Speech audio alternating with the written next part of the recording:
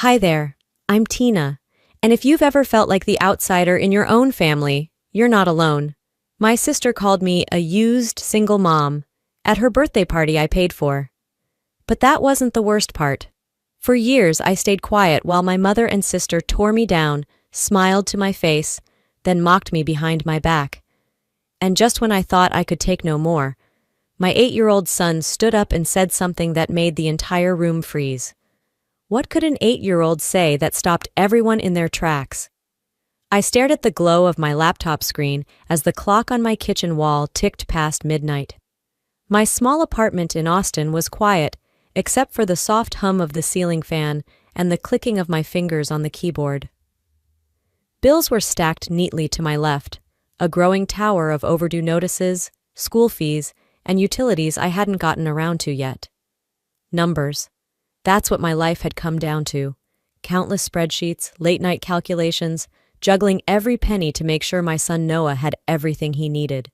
No safety net, no support system, just me, the responsible one. Outside, the September air had cooled, but the weight on my chest hadn't. My fingers paused on the keyboard as I glanced toward the small clock on my phone. Past midnight. Again. A soft knock pulled me back to the present.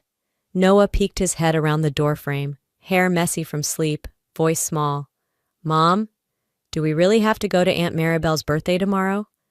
I closed the laptop slowly and rubbed my tired eyes. "Yeah, buddy, we have to."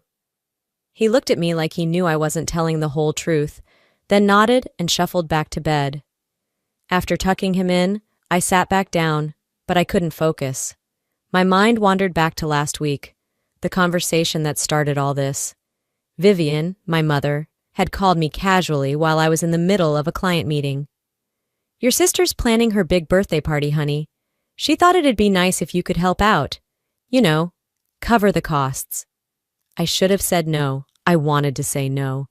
But Vivian's next words were the same ones she always used to guilt me into obedience. "You wouldn't want to ruin your sister's special night, would you? You're always so reliable." Reliable. That's all I was to her. A wallet with a pulse. By the time I realized how much this party would cost me, the caterer had already been booked, the decorations chosen. And then, as if to twist the knife, Maribel posted on her Instagram 2 days ago. "Throwing the best birthday bash all by myself, #independent queen." I laughed bitterly when I saw it. Not a single word about me footing the bill, not a single acknowledgement. Typical. I leaned back in my chair, staring at the ceiling. It wasn't just this party. It was every family event, every holiday, every so-called special occasion where I was expected to show up, pay up, and shut up. My sister always got the credit. I always got the receipts. The more I thought about it, the more I realized how tired I was, not just physically, but in my soul. The silence I'd kept for so many years felt like a noose tightening around my throat. But I swallowed it down, again, for Noah. He deserved peace. He didn't need to see his mother fighting another war inside her own family. I got up from my chair, stretched my aching back, and made my way to his room. He was already asleep, one arm curled around his favorite stuffed bear. I leaned down, brushing a kiss across his forehead. As I walked back to the kitchen, I grabbed my phone to check if I missed any messages. And there it was. Vivian's latest reminder, like a slap across the face. "Don't forget, be on time tomorrow. And remember, not to embarrass Maribel."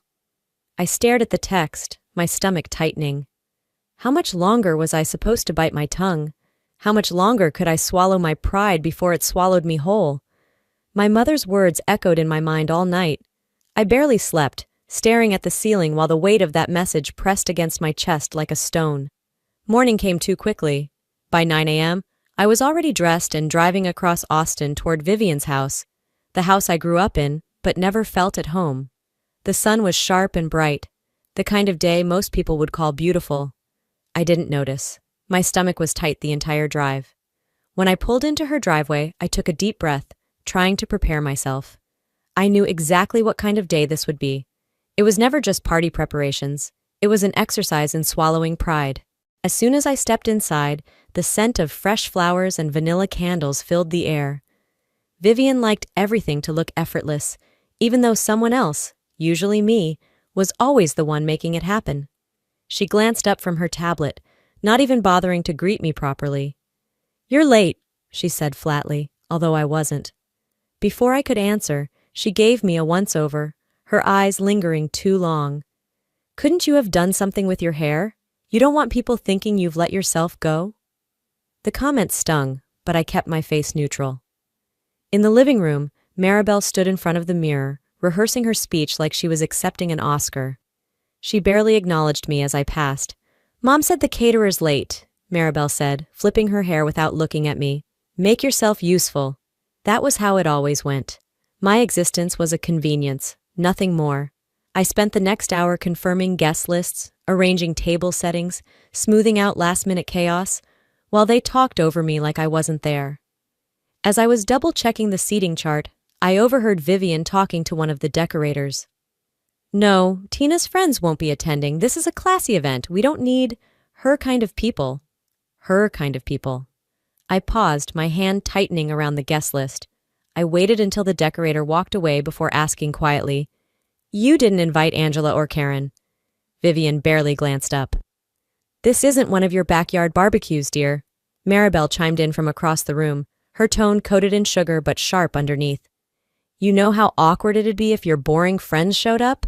This is a sophisticated party." I swallowed hard, heat rushing up my neck. I wasn't surprised, but it still cut. It was one thing to exclude me. It was another to erase the people who actually cared about me. For the rest of the afternoon, I worked like a ghost, present but unseen. Every time I tried to speak, Vivian would redirect the conversation. Maribel would change the subject. I existed only to make sure the party would be perfect. By the time I left their house, the sky had already turned a soft pink. The drive home felt longer than usual. Noah was waiting at the window when I pulled in. At dinner, he noticed my quiet mood, because he always did. "Mom," he said, poking at his spaghetti, "why don't Grandma and Aunt Maribel ever say thank you to you?" I smiled weakly, brushing his hair back from his forehead. "Some people only see what they want to see, sweetheart. But that doesn't mean we aren't valuable." Later that night, after Noah fell asleep, I lay in bed staring at the ceiling again. The house was silent, but my mind wasn't. One thought kept circling, refusing to let me rest. If I vanished tomorrow, would anyone in my family even notice? The next morning, I drove to my mother's house with the same heaviness pressing on my chest. I'd barely slept, my mind restless with the same question that haunted me the night before. If I disappeared, would they even notice? The streets of Austin were still quiet when I pulled up.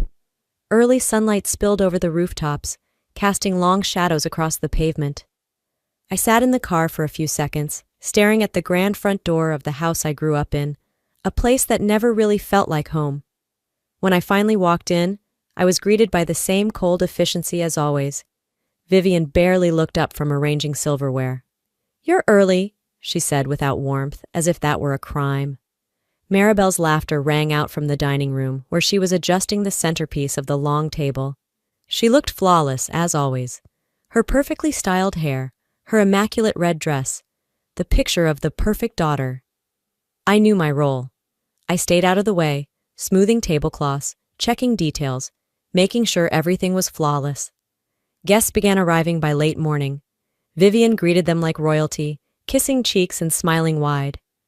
"This is my darling Maribel," she beamed, drawing every guest toward my sister, like she was the star of the show. When I was introduced, if at all, it was with a brief, distracted wave. "This is my other daughter, Tina." Other, like an afterthought. I moved through the crowd quietly, making sure nothing fell apart. That was my job, wasn't it? Keep everything running while remaining invisible. It wasn't until noon that I felt my phone buzz in my pocket. I pulled it out and saw a notification from Vivian's social media. "Proud of my beautiful family. So blessed." I tapped the post out of habit, even though I knew better. There it was, Vivian smiling beside Maribel in her red dress, the two of them glowing like a magazine cover. No sign of me. No sign of Noah. They'd literally cropped us out of the photo. A bitter taste filled my mouth, But I swallowed it, just like I always did. At brunch, Vivian kept the performance going. "Maribel is such a success," she gushed to anyone who would listen. "She's got the career, the connections, she's the whole package." When someone asked about me, Vivian waved it off. "Oh, Tina, she works with numbers, very practical." I didn't bother correcting her. I'd long since learned that whatever I did would never be enough. As I refilled the orange juice pitcher, memories I thought I'd buried started creeping back in. Birthday parties where Maribel blew out the candles while I cleaned up the mess. Holidays where I cooked dinner while they laughed in the living room. One memory burned more than the others: my college graduation. I'd worked 2 jobs to put myself through school, stayed up nights studying until I fell asleep on my books. Vivian came to the ceremony, but left early. She said she couldn't stay because Maribel had a beauty pageant that same afternoon. That day, standing alone in my cap and gown, I understood exactly where I stood in this family. It was never about me. It never would be. As I folded the napkins at one of the tables, I heard Maribel's voice behind me. "You should really smile more tonight, Tina. People already think you're bitter." Her words slid under my skin like a splinter. I didn't look at her. I didn't respond. But inside, something sharp twisted and lodged itself deeper. Her words weren't new, but that day, they cut deeper than ever. By the time Maribel walked away, I felt hollowed out, like she'd scooped out something inside me and left nothing but the shell. The afternoon sun spilled lazily across the backyard as I finished folding napkins and double-checking the place cards one last time. Guests would start arriving in a few hours, but the house was already buzzing like a hive. The caterers were setting up trays, florists adjusting the arrangements. Vivian walked through the chaos like a queen surveying her court, her smile bright for everyone but me. I stayed in the background, making sure no detail was out of place. If anything went wrong, I knew who'd get blamed. At one point, I caught Noah sitting quietly near the sliding door, his small hands fiddling with a napkin, eyes darting between me and the laughter filling the room. He wasn't used to this much tension. He could feel it even if he didn't understand it. I walked over and knelt down. "You okay, kiddo?" He nodded, but didn't look convinced. "It's really noisy here, and everyone's talking over you." My chest tightened. I wanted to tell him it wasn't always like this, but it was. Before I could say anything more, Vivian called my name sharply from across the room. "Tina, a moment, please." I stood and followed her into the hallway, away from the noise. She closed the door behind us, her smile evaporating the second no one else could see. "Listen carefully," she began, her voice low but sharp enough to slice through me. "Tonight isn't about you. It's about Maribel. I don't want you mentioning your job or Noah. No one needs to hear about your sacrifices." My throat tightened, but I said nothing. Vivian kept going, smoothing invisible wrinkles on her sleeve like she was tidying the conversation itself. "You've always had this unfortunate habit of making people uncomfortable. Don't do that tonight. Just smile, nod, and let Maribel shine." There it was, the same old message neatly packaged in fake concern. I swallowed, forcing myself to meet her eyes. "You're ashamed of me," she scoffed, waving her hand like I'd said something ridiculous. "Don't be dramatic, Tina, but let's be honest, you don't exactly fit the image." That was the moment I felt something shift inside me. I straightened my shoulders, my voice quieter but firmer. "I've been quiet long enough. You might not like who I become when I stop swallowing my words." Vivian's smile returned, thin and cold like glass. "You always were too sensitive." She walked away before I could say anything else. I stayed there for a moment, letting the silence settle over me like a weight. Then I went back to the living room where Noah was waiting. He looked up when I sat beside him, his small hand reaching for mine without saying a word. "You okay, Mom?" he asked softly. I forced a smile and squeezed his fingers gently. "I'm okay, and I'm going to make sure you're okay too." In that moment, something inside me hardened, not bitterness, but resolve. I wouldn't let them chip away at me anymore, not in front of my son.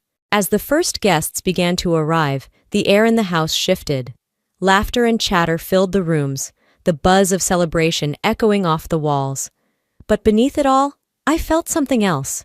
A quiet storm waiting to break loose. And it didn't take long before the first blow landed.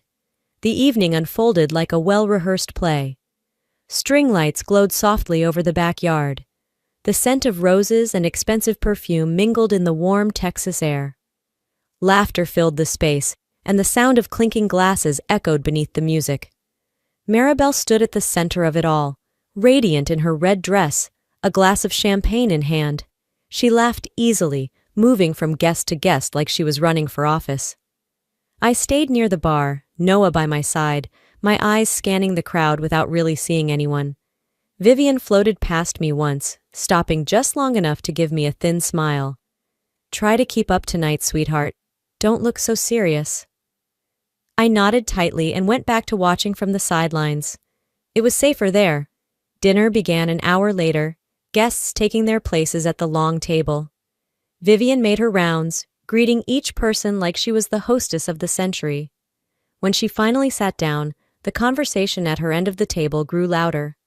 I was seated a few spots away, not close enough to be included, but close enough to hear everything. It happened casually, like a joke tossed across a room. One of Vivian's friends leaned in and asked, "So what does Tina do these days?"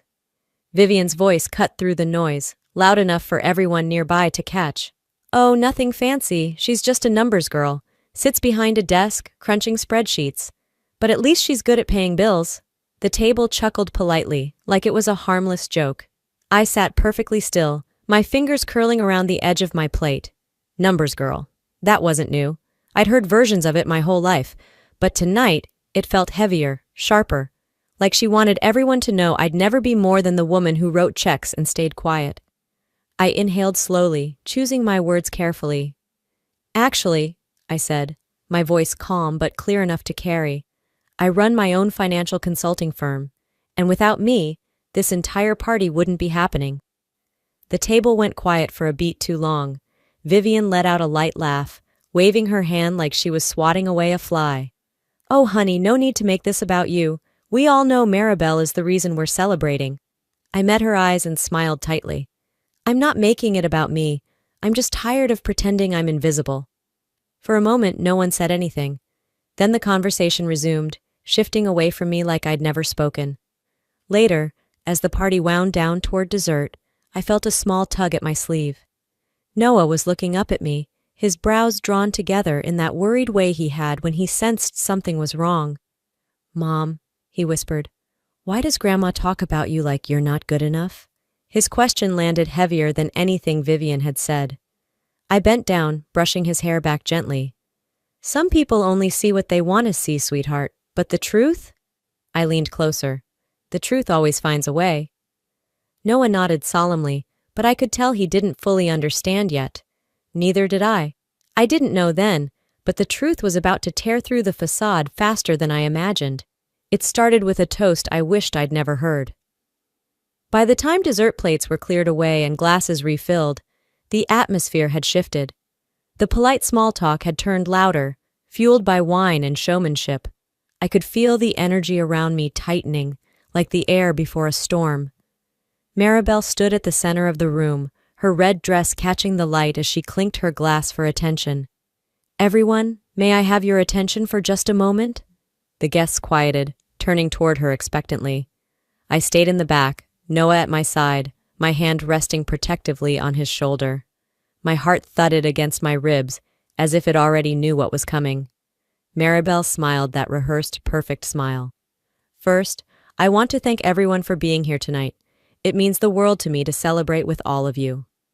She paused for effect, letting the room soften before delivering her punch.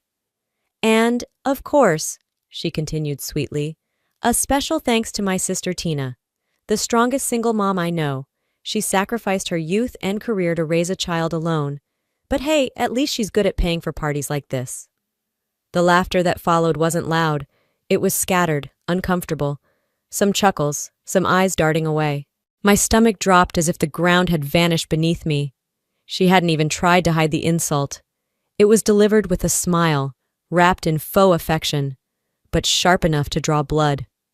I felt the heat crawl up my neck, my fingers curling involuntarily at my sides.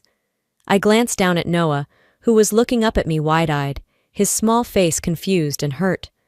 Something inside me snapped, not all at once, but like a thin thread finally breaking after being pulled too tight for too long. When the laughter died down, I stepped forward, my voice calm, cutting through the noise like a blade. "Thank you, Maribel," I said, lifting my glass. "It's good to know my money is appreciated, even if my presence isn't." The room went still. Eyes turned toward me, some surprised, some awkward. Maribel's smile wavered for a moment, but she recovered quickly, letting out a light laugh as if I'd made a joke. "Don't be silly, Tina. You're family." I met her gaze evenly. "Funny. I never quite feel like it." A few guests glanced at each other, shifting in their seats. The music resumed, chatter picked up again, but something under the surface had shifted. I could feel it.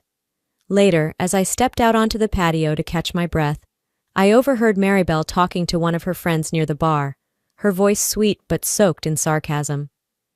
"Well," she said lightly, swirling her drink, "at least I got my sister to pay for my party. That's what big sisters are for, right? Bank accounts and built-in babysitters?" Her friend laughed politely, but when I glanced toward the corner of the room, I noticed two other guests had clearly overheard. Their expressions weren't amused. They looked away quickly, pretending they hadn't heard anything. I stood frozen for a moment, the words clanging around in my head like bells I couldn't unhear. Noah came up beside me, slipping his hand into mine without saying a word. I looked down at him, the weight of everything pressing on my chest. The facade was cracking. I caught the glance of one guest across the room, a woman I didn't even know well. She looked at me differently now, not with pity, but with recognition, like she'd finally seen the truth peeking out behind the curtain. And then, as if on cue, my mother took the microphone and drove the knife even deeper. Her words didn't just bruise me, they set something inside me on fire. I didn't have time to catch my breath before the microphone crackled again, and my mother's voice took over the room. Vivian smiled at the crowd, as if nothing awkward had happened, as if she hadn't just let her youngest daughter humiliate me in front of everyone. "Thank you all for coming tonight," she began, her voice dripping with charm. "It's wonderful to see so many lovely faces here to celebrate my beautiful Maribel." She glanced around the room, then added sweetly, "And of course, let's not forget my other daughter, Tina. She's not as glamorous as Maribel, but she's dependable, like an old car that keeps running no matter how many miles she's got on her." A few guests let out uncomfortable chuckles, unsure whether to laugh or cringe. The words hit me square in the chest, like a slap delivered with a smile. My heart thudded painfully in my ears. I felt Noah stiffen beside me, his small fingers tightening around mine. Vivian wasn't finished. She may not have a fancy life or a husband, but she's always been good at showing up when we need her. That's what matters, right? I could see the cracks in the guests' expressions. Eyes flicked toward me, some full of pity, others with discomfort. I swallowed the lump in my throat and took a step forward, my heels clicking on the tile louder than the music. I didn't raise my voice. I didn't need to. "You know, Mom," I said evenly, "I may not have your approval, but I'll be damned if I let you step on me one more time." The room went silent. The tension in the air was sharp enough to slice through. Maribel rolled her eyes and muttered something under her breath, but I kept my eyes locked on my mother. Vivian's smile tightened, her lips thinning like pressed paper. "Don't make a scene, Tina. This is Maribel's night." "Trust me," I replied, my voice low but clear. "The scene was already made the moment you decided I was nothing but a punchline." Before she could respond, I felt Noah's hand slip from mine. I glanced down and realized he was walking toward the hallway, his head hanging low. Alarm bells went off in my head. I excused myself quietly and followed him, but I wasn't fast enough. Behind the curtain near the back exit, I caught sight of Vivian bending down, her hand gripping Noah's shoulder. Her voice was soft but sharp, meant only for him. "You better behave tonight, little man," she hissed. "If you embarrass your mother anymore, everyone will see what a burden you really are." Noah didn't say a word. His face fell, his small body shrinking into itself. Before I could react, one of the waiters rounded the corner and caught the end of it. His eyes met mine, his expression a mixture of shock and something else. Anger, maybe. He nodded slightly, like he'd heard enough. Vivian straightened up quickly when she saw me, smoothing her dress like nothing had happened. "Run along now, Noah," she said sweetly, her voice flipping back to its public charm. "We wouldn't want to ruin your aunt's party." Noah slipped past her without looking up, straight into my arms. The waiter passed by me as I held my son, quietly murmuring, "Ma'am, I heard everything. I thought you should know." Something inside me broke clean in half. All this time I'd let them belittle me, mock me. But now, they were turning their cruelty on my son. And that, I couldn't forgive. At that moment, I realized, if they couldn't hurt me anymore, they'd go after my child. And I was done letting that happen. So when Noah stood up in front of everyone, I didn't stop him. It happened so fast, I almost missed it. I was still holding him close, trying to ground myself after hearing what Vivian had said to him, when Noah gently pulled away. Before I realized where he was going, he walked straight to the microphone at the front of the room. The chatter in the hall quieted as he reached up on his tiptoes, adjusting the mic to his small height. A few guests chuckled awkwardly, expecting a child's joke or birthday wishes. But then he spoke. "My name is Noah," he began, his voice small but steady, carrying through the stunned silence. "And I want to say something about my mom." My breath caught in my throat. The guests turned toward him, wine glasses paused mid-air, conversations frozen. "My mom isn't broken. She's not used," he said, glancing around the room with eyes far too serious for an 8-year-old. "She's the strongest person I know." A murmur rippled across the crowd. Noah's fingers fidgeted nervously, but he kept going. "She works every day so I can go to school, so I can have a good life. She paid for this party. She helped decorate. She made sure everything was perfect. Just like she always does." I felt tears prick at the corners of my eyes as he looked down, his voice softening. "And no one here ever says thank you." A hush fell over the room so deep I could hear the music outside, faint and distant. Noah stepped away from the mic, his eyes searching for me in the crowd. When he found me, I saw it, the tiny crack in his brave facade. I rushed forward and pulled him into my arms, holding him close. Before I could even think of what to do next, a voice rang out from the crowd. "You know," an older man said, rising from one of the tables near the front, "I've known Vivian and Maribel for years, and I've watched them treat Tina like this at every single family event." Heads turned, whispers swirled. Another woman stood up, her voice tight. "It's true. I used to think Tina just kept to herself, but now I see why." A third voice joined, then a fourth. One by one, people began speaking up. Guests who had attended birthday parties, holidays, family dinners. People who had seen the little slights, the subtle digs, and had never said a word until now. Vivian's smile faltered. Maribel's face drained of color. The weight of years of cruelty was now shifting in the room, pressing back toward them. Then, like a dying animal lashing out one last time, Maribel snapped. "Oh, please," she scoffed, stepping toward the front. "Of course she's playing the victim now. That's all she's ever done. She's good at pretending to suffer." Her voice cracked at the edges, desperate. This time no one laughed. I took a deep breath, steadying myself. I walked back to the microphone, Noah's hand in mine. I knelt beside him so we stood together and spoke calmly. "You don't get to decide my worth anymore." My voice didn't shake. It rang clear, cutting through the tension like a knife. I turned to the guests who had spoken up. "Thank you for finally seeing me." Then, looking straight at Vivian and Maribel, I said the words I'd carried in my chest for years. "This is the last time you'll ever have power over me or my son." And with that, I took Noah's hand and walked away, leaving behind the noise, the whispers, and the people who never truly saw me. But walking away was only the beginning. 3 months had passed since that night, since my son's voice sliced through the noise and shattered everything I thought I had to endure. The air felt different now. That morning, as the autumn breeze rolled gently through downtown Austin, I stood outside a small brick building on 5th Street, staring at the freshly painted sign above the glass door. Weiler Financial Consulting. My name, my work, my rules. No more answering cold texts from Vivian, no more hollow invitations from Maribel disguised as family gestures, no more pretending. I unlocked the door and stepped inside. The office was small but clean, bright and mine. The shelves were half empty, the furniture modest, but every inch of it belonged to me, built from the ground up without anyone else's permission. Noah ran past me, his backpack bouncing on his shoulder. "Mom, I put your new pens on your desk, and I organized the files." I smiled, watching him arrange the books with a seriousness only an 8-year-old could muster. 3 months ago, I walked away from that party with nothing but my son's hand in mine. Now, I was standing inside the life I should have built years ago. The phone in my pocket buzzed, but I didn't need to check it. I already knew it wasn't from Vivian or Maribel. They hadn't contacted me since the night everything fell apart. Word had spread quickly after the party. Guests whispered behind their backs. Business partners quietly distanced themselves. Invitations dried up.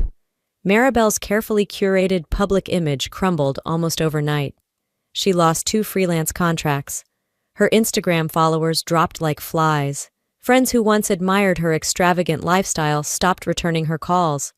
Vivian, too, withdrew from the spotlight she loved so much. Without her parties and her family image to parade around, she faded into the background, reduced to whispers about, "What happened at that birthday?" I didn't take joy in it, not exactly, but I couldn't deny the quiet satisfaction of knowing they no longer controlled the narrative. For years I had believed I was the problem, the bitter sister, the too serious daughter, the used single mom. Now I knew better. But knowing didn't erase the scars. Some nights, when the house grew too quiet, I'd still hear Vivian's voice in the back of my mind. "Don't embarrass us." I'd lie awake wondering how many versions of myself I'd twisted into just to fit their mold, and how much I'd lost trying. Forgiveness wasn't something I was ready for. Maybe one day, but not today. Today, I had a business to run, and a son who had shown me what real courage looked like. "Mom!" Noah called from behind my desk, holding up a folded piece of paper. "I made you something." He ran over, handing me a crayon drawing of our office logo, surrounded by a sun and 2 stick figures, him and me, holding hands. I knelt down and pulled him into a hug, pressing my cheek against his messy hair. "You know something, sweetheart?" I whispered. "You're the best thing that's ever happened to me." Noah grinned and hugged me back. "And you're the best boss ever." A soft knock at the door pulled me from the moment. Elliot stood there, 2 coffees in hand, a tentative smile on his face. "Thought you could use a caffeine refill on your first day," he said. I smiled back. Not everyone who stood at that party stayed silent.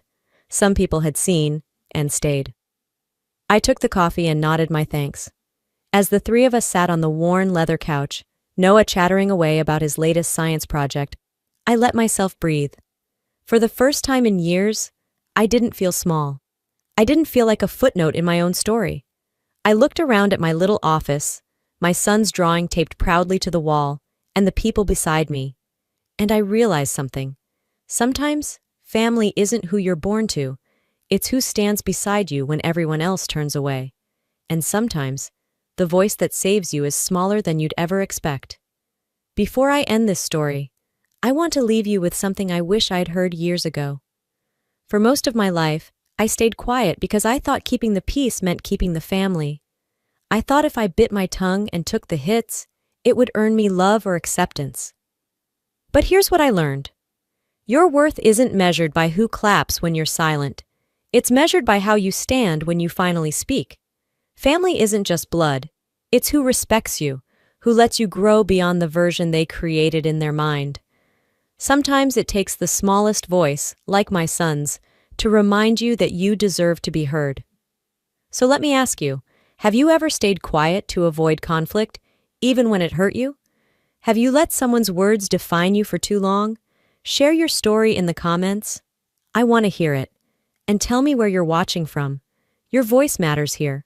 If you want more real stories about people finding their voice in the middle of the storm, hit subscribe and turn on notifications.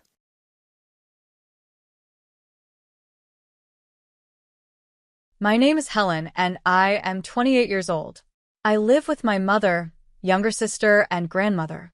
My grandmother has been sick and unable to leave her bed for a long time. My mother takes care of her all day and hardly ever leaves the house. Because of this, I have become the main provider for our family.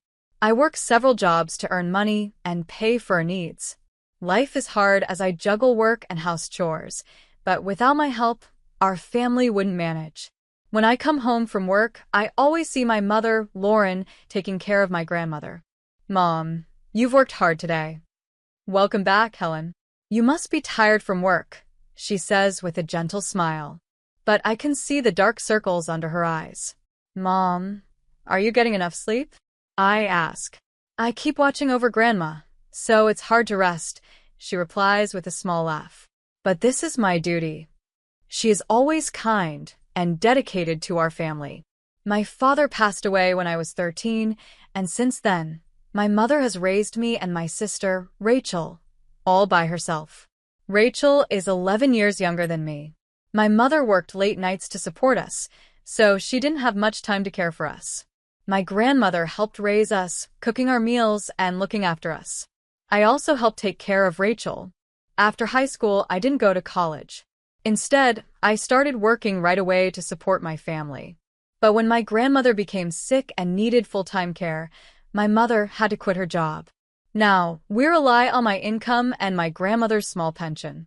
My mother often apologizes for not working, but I just want to do my best for our family. I worked hard for my family, but my younger sister, Rachel, who was in high school, didn't understand our struggles at all. She didn't have a part-time job and spent most of her time with friends, barely studying. Seeing her like this made me feel uneasy. While I worked and helped with house chores, and my mother was exhausted from taking care of Grandma, Rachel lived in her own world. Rachel is still in high school. We should let her enjoy herself, my mother would say, never scolding her.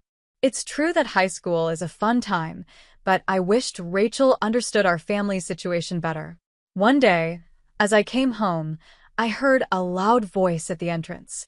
Mom, are we out of money again? I want to go to a party with my friends. Rachel shouted as she walked in, her heels clicking on the floor. Rachel, didn't I already give you your allowance this month? My mother asked. It's not enough. And Mom, you only care about Grandma. You never pay attention to me, Rachel complained. My mother gave a small, troubled smile. I'm sorry, Rachel, but we don't have extra money right now.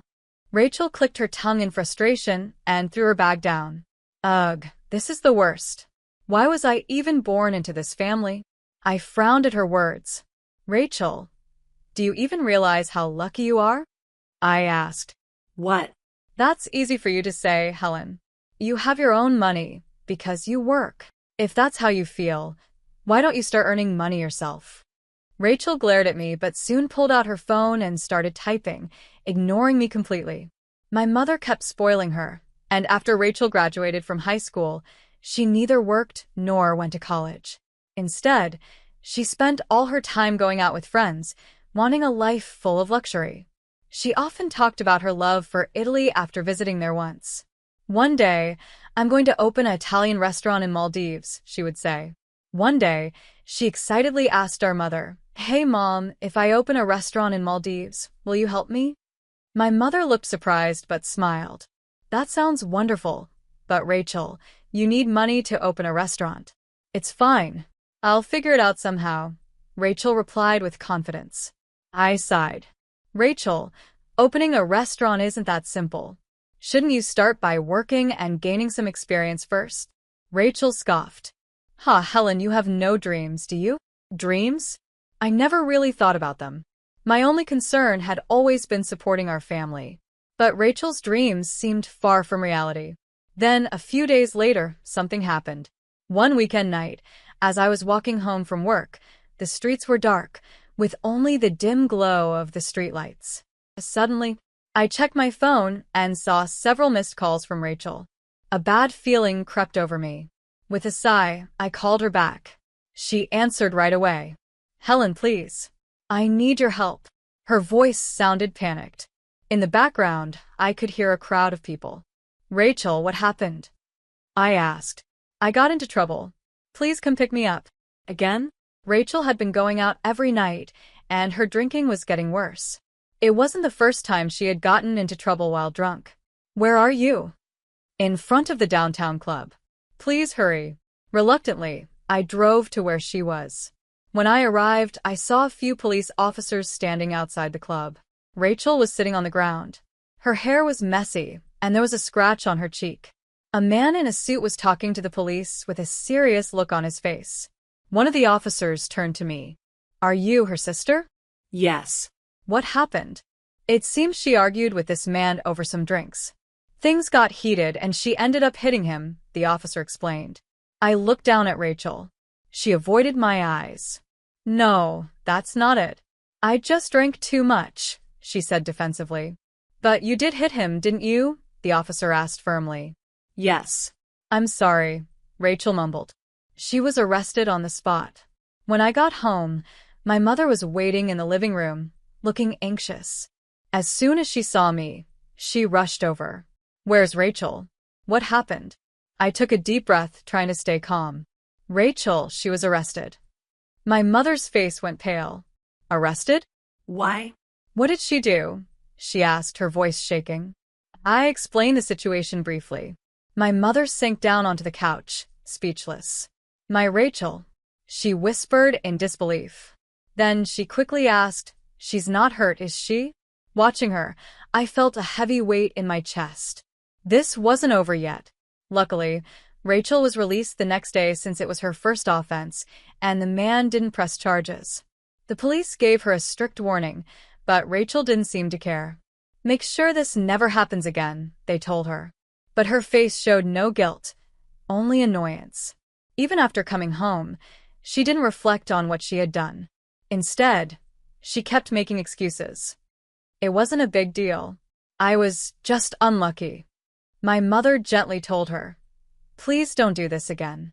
But she didn't scold her much. Watching this, I felt exhausted. I couldn't hold back my anger. Why wasn't Mom scolding Rachel more? Rachel didn't seem sorry at all, and that only made me more upset. Enough already. The only reason you weren't punished was because the man didn't press charges. But things could have been much worse. Rachel rolled her eyes. "So what? It's not a big deal." I couldn't take it anymore. "Not a big deal? If that's what you really think, then I give up. Next time, it could ruin your life." My harsh words finally made Rachel go quiet. "Helen, don't be so angry." "Rachel is sorry, isn't she?" my mother said with a weak smile, placing a gentle hand on Rachel's shoulder as if trying to calm things down. Mom defending Rachel only made me angrier. "Sorry? She's not sorry at all," I said, crossing my arms. "I've told you before, Rachel's drinking is a problem. Every time she drinks, she yells and causes trouble. I've been embarrassed so many times. Do you remember how many times I've had to pick her up? Can't she stop already?" "Shut up. I don't want to lecture," Rachel mumbled, slumping on the sofa and refusing to look at me. The next morning, I was still upset about everything that had happened. But Rachel? She sat at the table eating breakfast, scrolling on her phone, as if nothing had ever happened. Seeing this, I sighed. No matter what I said, it never seemed to get through to her. A heavy emptiness filled my heart. "Hey, Mom, can you lend me some money? I need to relieve some stress and go shopping," Rachel suddenly asked. I froze. "What? Are you serious? Money?" "Rachel, what are you talking about?" "I just need a change of scenery," she said casually. "Helen, this has nothing to do with you, so stay out of it." "Nothing to do with me? Don't joke around," I snapped, glaring at her. "Have you already forgotten about yesterday? Do you even understand what you did?" "Oh, be quiet. It's over, isn't it?" Rachel answered, barely looking up from her phone. "It's over? You think this is just over?" Rachel let out an annoyed sigh. "Helen, you're so stubborn." I clenched my fists in frustration. I couldn't believe her attitude. Mom watched us, looking troubled, her eyes darting back and forth. "Mom, please." Rachel reached toward her. I saw Mom hesitating, slowly opening her wallet. "No." I stepped forward and stopped her. "Don't do this, Mom. Stop giving Rachel everything she wants. She hasn't learned anything from what happened." "Helen, you're so cold," Rachel muttered, still tapping away on her phone. I stared at her, feeling completely drained. Would she ever change? I didn't say anything else. I realized that talking more wouldn't change anything. As the days passed, my grandmother's condition got worse. She had been in bed for a long time, but now she was barely eating, and she seemed more confused. "Grandma, how are you today?" my mother asked gently, holding her thin hand. My grandmother slowly opened her eyes. "Lauren," she whispered, her voice weak and fading. "Mom, shouldn't we take Grandma to the hospital?" I suggested. But my mother shook her head sadly. "I've talked to the doctors many times. They said it wouldn't be surprising if she passed away soon." Hearing that, my chest tightened. Was her condition really that bad? I had convinced myself she was still okay. That night, my grandmother passed away quietly. My mother held her hand, crying. I just stood there, frozen in shock. The next day, we held the funeral. Relatives and neighbors came to say their goodbyes. My mother wept as she looked at my grandmother's face, unable to move for a long time. I stood beside her, silently watching. After the funeral, we returned home. The house felt empty, colder without Grandma. My heart felt heavy. My mother sat on the sofa, exhausted. She stayed quiet for a long time. I sat next to her, both of us lost in silence. The warmth that Grandma had always brought to the house was gone. Now, only emptiness remained. Meanwhile, Rachel sat on the other sofa, looking annoyed as she played on her phone. "Hey, I wonder if we can get any donations," she suddenly asked. I stared at her in shock. "What?" "Well, if there's money coming in, I kind of want some, Rachel said casually. "Rachel, that's enough," my mother snapped. It was rare for Mom to get angry, but Rachel just shrugged. "Calm down, it was just a joke. No need to get mad." After Grandma's death, my mother became distant. She sat around doing nothing, just lost in thought. Losing Grandma was unbearable for her. They had always been close, and Grandma had been her biggest support. But now, with Grandma gone, my mother seemed lost. Slowly, she started depending more on Rachel. Every morning, she would knock on Rachel's door. "Rachel, what are your plans for today?" It was as if she needed Rachel to give her direction. Even when she went out shopping, she always invited Rachel along. "I don't want to go alone, Rachel. Can you come with me?" At first, it seemed like a simple request, but over time, my mother started depending on Rachel too much. If Rachel refused, my mother would look disappointed. But whenever Rachel spoke kindly to her, my mother looked relieved, as if she had been saved. Seeing this made my heart ache. I understood that my mother was lonely, but I felt uneasy about how much she relied on Rachel. As time passed, the mood in the house became heavier, and misunderstandings started to grow between me and my mother. But Rachel didn't seem to care. "Hey, Mom, it's about time you cheered up," Rachel said casually, scrolling through her phone. "There's no point in being sad forever. Hey, why don't we go to Maldives?" I frowned. "What are you talking about?" "Well, Grandma is gone now, and you don't have to take care of her anymore. Mom, you've been stuck in the house for so long. Wouldn't it be nice to live in Maldives and feel refreshed?" Rachel smiled, as if she had come up with the best idea in the world. I couldn't hold back my anger. "Rachel, stop joking. Grandma just passed away a month ago. So what? Staying here will just make Mom sad. Besides, this has nothing to do with you, Helen." "Nothing to do with me? I'm the one supporting this house." "Ugh, whatever.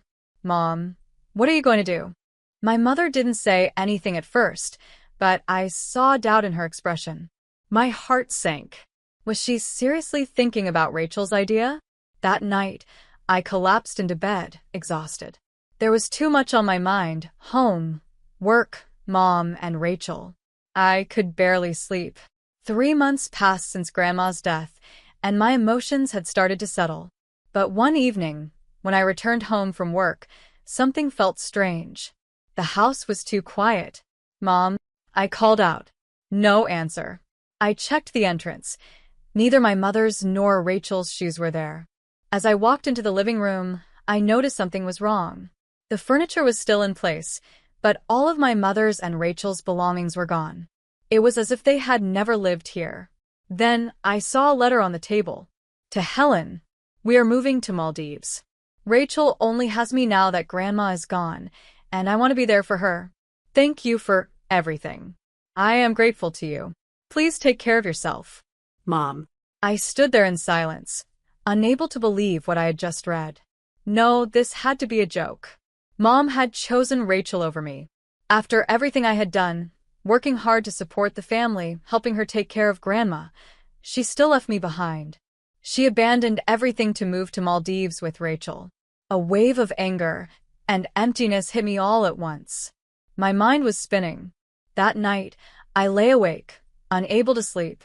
My emotions kept shifting: anger, sadness, frustration. No matter how hard I tried, I couldn't stop thinking about it. I couldn't close my eyes. My mind was filled with thoughts, growing louder in the silence. The next morning, my phone buzzed with a notification. Suspicious attempts to withdraw from your cash card have been detected. I immediately opened my banking app. There were several failed attempts to withdraw money from my account that morning. I knew right away it was my mother and Rachel. They had even tried to take my money. Shaking with anger, I quickly called the bank to block my cash card.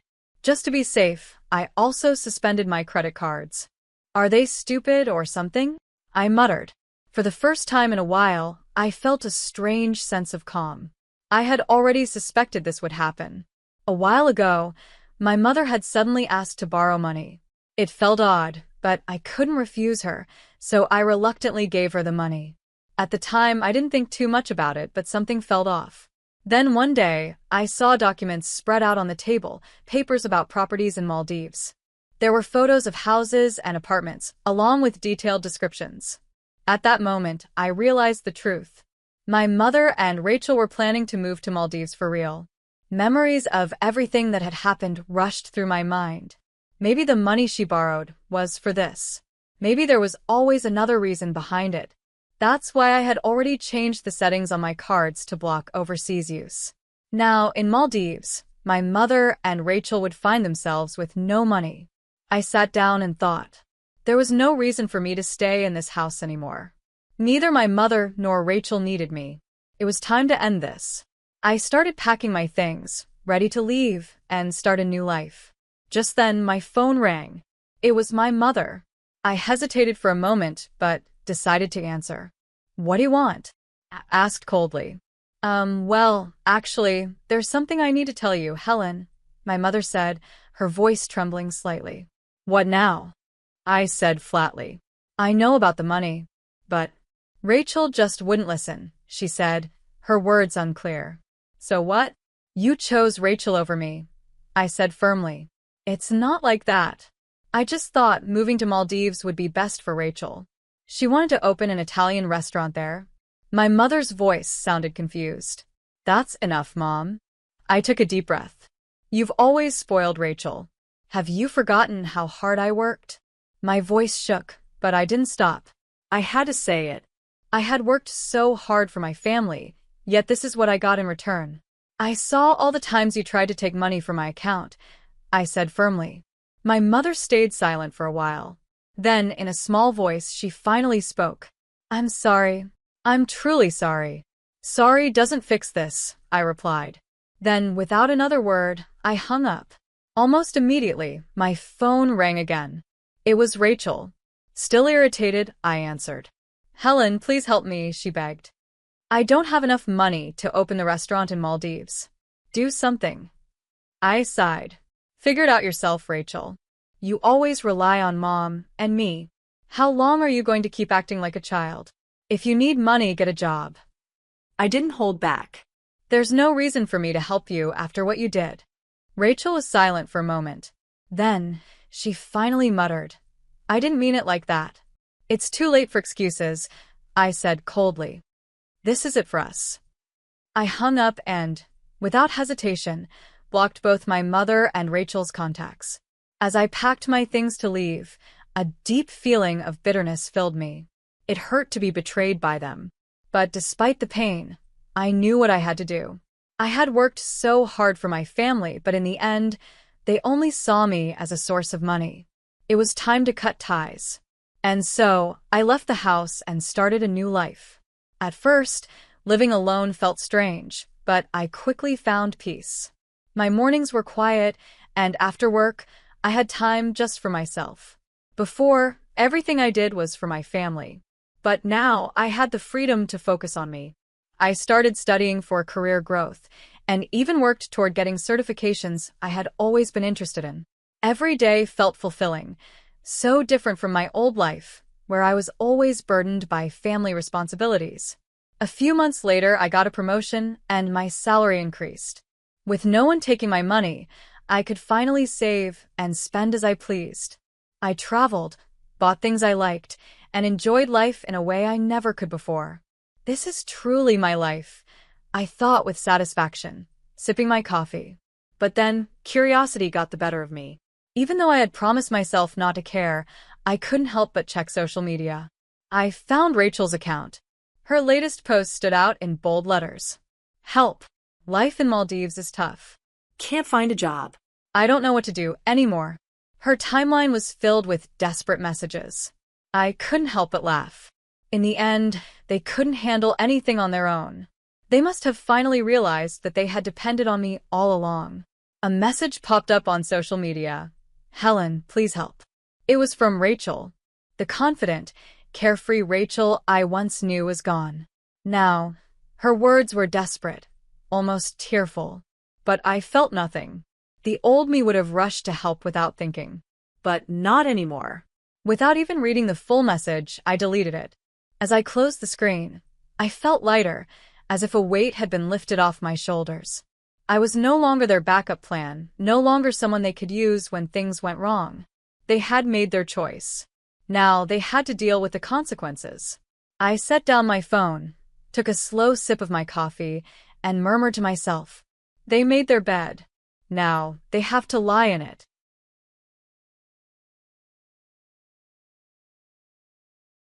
I'm Kelly, 26 years old. Recently, my dad, Patrick, was hospitalized. He owns a small business, and the doctor said he only has 7 months to live. My dad has always been there for me, so I stay by his bedside as much as I can. One day, my sister Janet walked into the hospital room. Kelly, listen to me, she said in a bossy voice. I'm going to inherit all of Dad's $10 million. I was shocked. Why was she talking about money at a time like this? I couldn't believe it. Shut up, you uneducated fool, she sneered. She wasn't the sister I once knew. She had bullied me since we were kids. Then, she walked away, laughing loudly. I was so angry I could barely breathe. Kelly, listen to me, my father said softly. I can't leave the inheritance to you. What? Are you telling me to just accept this? I was stunned. Just listen, he said, and began to explain. Looking back, I barely remember getting along with Janet as a child. Our mother always favored her, making sure she got the best of everything. In school, Janet was the priority and I was left behind. She and her friends bullied me all the time, sometimes even hurting me. But whenever I told my mother, she refused to believe me. Janet would never do such a thing, she'd say. Even when I begged her to listen, she scolded me instead. The worst part was that I had to go to school with Janet. I don't know what she told people, but because of her, older students picked on me too. School became a nightmare. I liked studying, but going to school was really hard. Janet and her friends bullied me, and the teachers treated me like a troublemaker. Whenever my mother was called to school, she would scold me harshly when I got home. Those days felt like a nightmare. I couldn't trust anyone, and I had no one to turn to. I started to hate everyone, my mother, my sister, her friends, and even the teachers. But there was one person I could rely on, my father. He owned a small factory. Even though it wasn't a big company, it grew every year because of his hard work and smart ideas. He was my only ally. At home, I always stayed close to him. When he was around, my mother and sister didn't dare to bother me. Being with him was the only time I felt safe. He seemed to understand this, and he always comforted me when I cried. If Janet misbehaved, he would firmly scold her. When I was in high school, my father spoke to me. Kelly, I'll be busier from now on and won't always be around. No matter what Janet does, don't give up. Study hard and become strong, he said. Yes, I'll do my best, I replied. I knew that the only way to change my life was to keep studying. Asking for help never worked because somehow Janet always got praised instead. So I decided to succeed on my own. My mother paid for my tuition, so I was able to attend cram school. I studied as hard as I could, determined not to lose to my sister. My efforts started to pay off. I passed the entrance exams for a top university, achieving a higher level of education than Janet, who went to a low-ranked university that only rich people attended. However, my sister spread lies about me. She told my friends and neighbors. Kelly admitted that she only passed her exams by cheating. It's embarrassing to have a sister who doesn't work hard and just buys her way in with money. Because of this, my friends distanced themselves from me, and the local women started giving me cold looks. But I didn't let it bring me down. I kept studying hard and ignored Janet's harassment. I stayed patient and never gave up. In the end, I achieved my dream. I became a lawyer. Even then, my mother sided with Janet and made cruel comments. You must have cheated. Can you really be a lawyer? There's no way you could do it, she said coldly. But by then, I had grown stronger. I stopped caring about their words and focused on my own success. That became one of my strengths, not letting baseless rumors affect me. Janet only had social status, but she had no real skills. We were completely different. My father, on the other hand, was proud of me. You've done so well. Truly admirable, just as I expected from my daughter. You can become even stronger. I'm proud of you, he said. Then Janet appeared. You probably can't do it, right? Can you really handle being a lawyer? Since you got your qualification by cheating, you should quit before you cause trouble for others, she sneered. Hearing this, my father firmly scolded her. You're the one who just plays around, gives up easily, and only thinks about eating. You're completely useless. Try to learn something from Kelly. That moment changed everything. My father and Janet's relationship became even worse. Looking back, I think that was a turning point. I was able to stay on the right path because of my father's support. As a lawyer, I slowly built up my achievements, one step at a time. I wanted to share my work with my father, but I didn't like visiting my parents' home because Janet was always there. She struggled to keep a job, jumping from one short-term or part-time position to another. But my mother never scolded her. Instead, she spoiled Janet, saying, "You don't have to work hard. You'll take over after your father." Even though I wanted to visit my parents, I felt unwelcome in my own home. I was worried about how the neighbors saw me. They still believed the lies Janet spread about me and treated me coldly. Because of this, I avoided my parents' house. When I wanted to see my father, I would call him, and we would go out to eat, just the two of us. I only visited my parents' house when necessary. But whenever I had time, I made sure to talk to my father on the phone or meet him for a meal. One day, when work was going well, I sent an email to my father like I always did. But this time, he didn't reply. Days passed, and I still didn't hear from him. Maybe he's just busy with work, I thought. But usually he would respond within a few days. Something felt wrong. Then, out of nowhere, my mother called me. She rarely contacted me, so I was surprised. "Your father has been hospitalized," she said. "What?" I gasped in shock. I quickly adjusted my work schedule and rushed to the hospital near my parents' house. When I arrived, I found my mother crying. I asked her where my father was, but she just kept crying and wouldn't tell me anything. Frustrated, I called one of my father's employees and got his room number. Even in an emergency, my mother refused to help me, which made me angry. I took a deep breath and knocked on the hospital room door. "Dad, it's Kelly. Can I come in?" I asked softly. I slowly entered the room. My father was lying in bed, looking weak and thin. No one else was there. "Your mother just left," he said. "You came at the right time." "Dad, what happened?" I was shocked to see him in such a fragile state. "Who told you my room number?" he asked. "I got it from someone at your company," I replied. "I see," he said with a weak smile. "Don't worry, I'll be fine. I'll be back to work soon." He coughed as he spoke. But looking at him, I knew he wasn't coming back to work anytime soon. As I was about to leave, a doctor approached me. "Are you his daughter?" he asked. Yes, I am, I replied. The doctor took me to another room and explained my father's condition. We found cancer. He has about 7 months to live, the doctor said. I stood there, speechless. After leaving the hospital, I rearranged my schedule to visit my father as often as possible. Day by day, he lost more weight, and his already thin body became even weaker. It was clear just by looking at him that he wasn't getting better.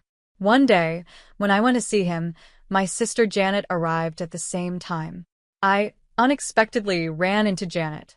"Why is the low-educated Kelly here?" she sneered. I wanted to shout back, "Who's the low-educated one here?" But I held it in. The thought of Janet living at our parents' house, doing nothing but playing around, made my anger rise. I struggled to stay calm. My father, weak in bed, groaned. "Stop it, Janet," he said. "Why are you here? I'm in this condition, and I have no money left to give you." Did she really come here, just for money? Even when Dad is like this. That's horrible. I screamed in my head. I had so much to say, but Janet spoke first. "Listen carefully, Kelly," she said in a bossy tone. "I'm going to inherit all of Dad's $10 million, and I won't give you a single dollar. You should also give up your inheritance. I'll take over Dad's company, so don't worry."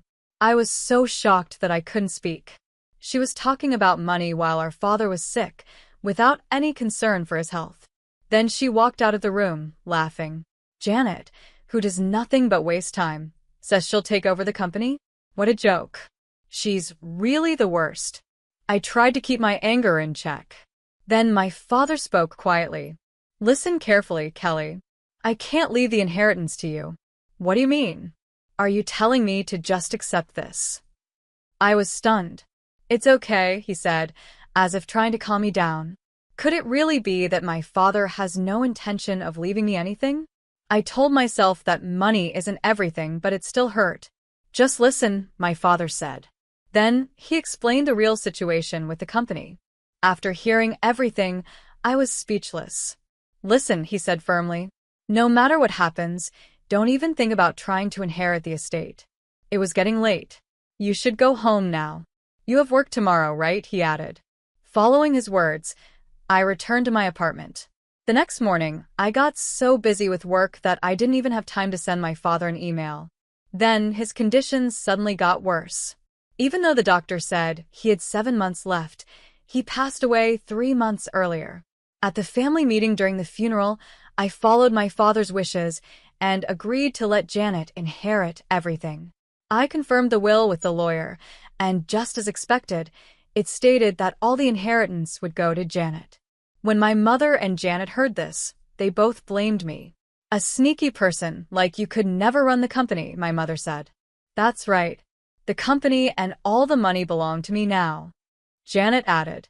She smirked and said, "Too bad for you. You'll be poor from now on." She said this without even knowing how much a lawyer earns. Feeling disappointed, I left my parents' house. I knew I would probably never return. The house already had a neglected, empty feeling. I barely participated in my father's funeral and went straight back to work. One day, during work, I received a call from an unknown number. It wasn't from any client, so I ignored it. But I had a feeling I knew who it was, probably Janet. Later, Janet somehow got the main number of the law firm and called again. At that time, I was extremely busy, barely even having time to eat. Who could be calling at a time like this? I wondered as I answered the phone. The moment I picked up, I heard loud yelling. "You knew about it, didn't you?" "Excuse me? Who is this?" "At least start with your name," I said. "It's me, Janet." "Janet? I don't know any Janet," I said, pretending not to recognize her. "Shut up. You're so annoying," she screamed. "So, what do you want?" "I'm busy," I said impatiently. "You knew Dad had debts, right?" "What does that have to do with me?" I asked. "I'm running out of money. You need to take care of Dad's debts." I'm hanging up now. "Deal with it yourself," I said coldly, and ended the call. After that, I told the office not to put through any more calls from Janet. Back in the hospital, my father had told me privately about his debts. Janet had always assumed she was inheriting $10 million, never imagining that she was also inheriting $12 million in debt. Most people don't realize that when you inherit an estate, you inherit the debts too, not just the money. But Janet was careless. She was too focused on getting rich and never even considered the possibility of debt. Maybe my father had tried to talk to her about it, but knowing Janet, she probably ignored everything except the part where she got money. She was truly pitiful. But I had no plans to help her. She and my mother could deal with the mess on their own. That was the only thing I had to say to her.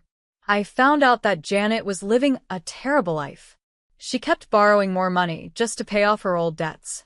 Her financial situation was a mess, and her debt kept growing bigger and bigger.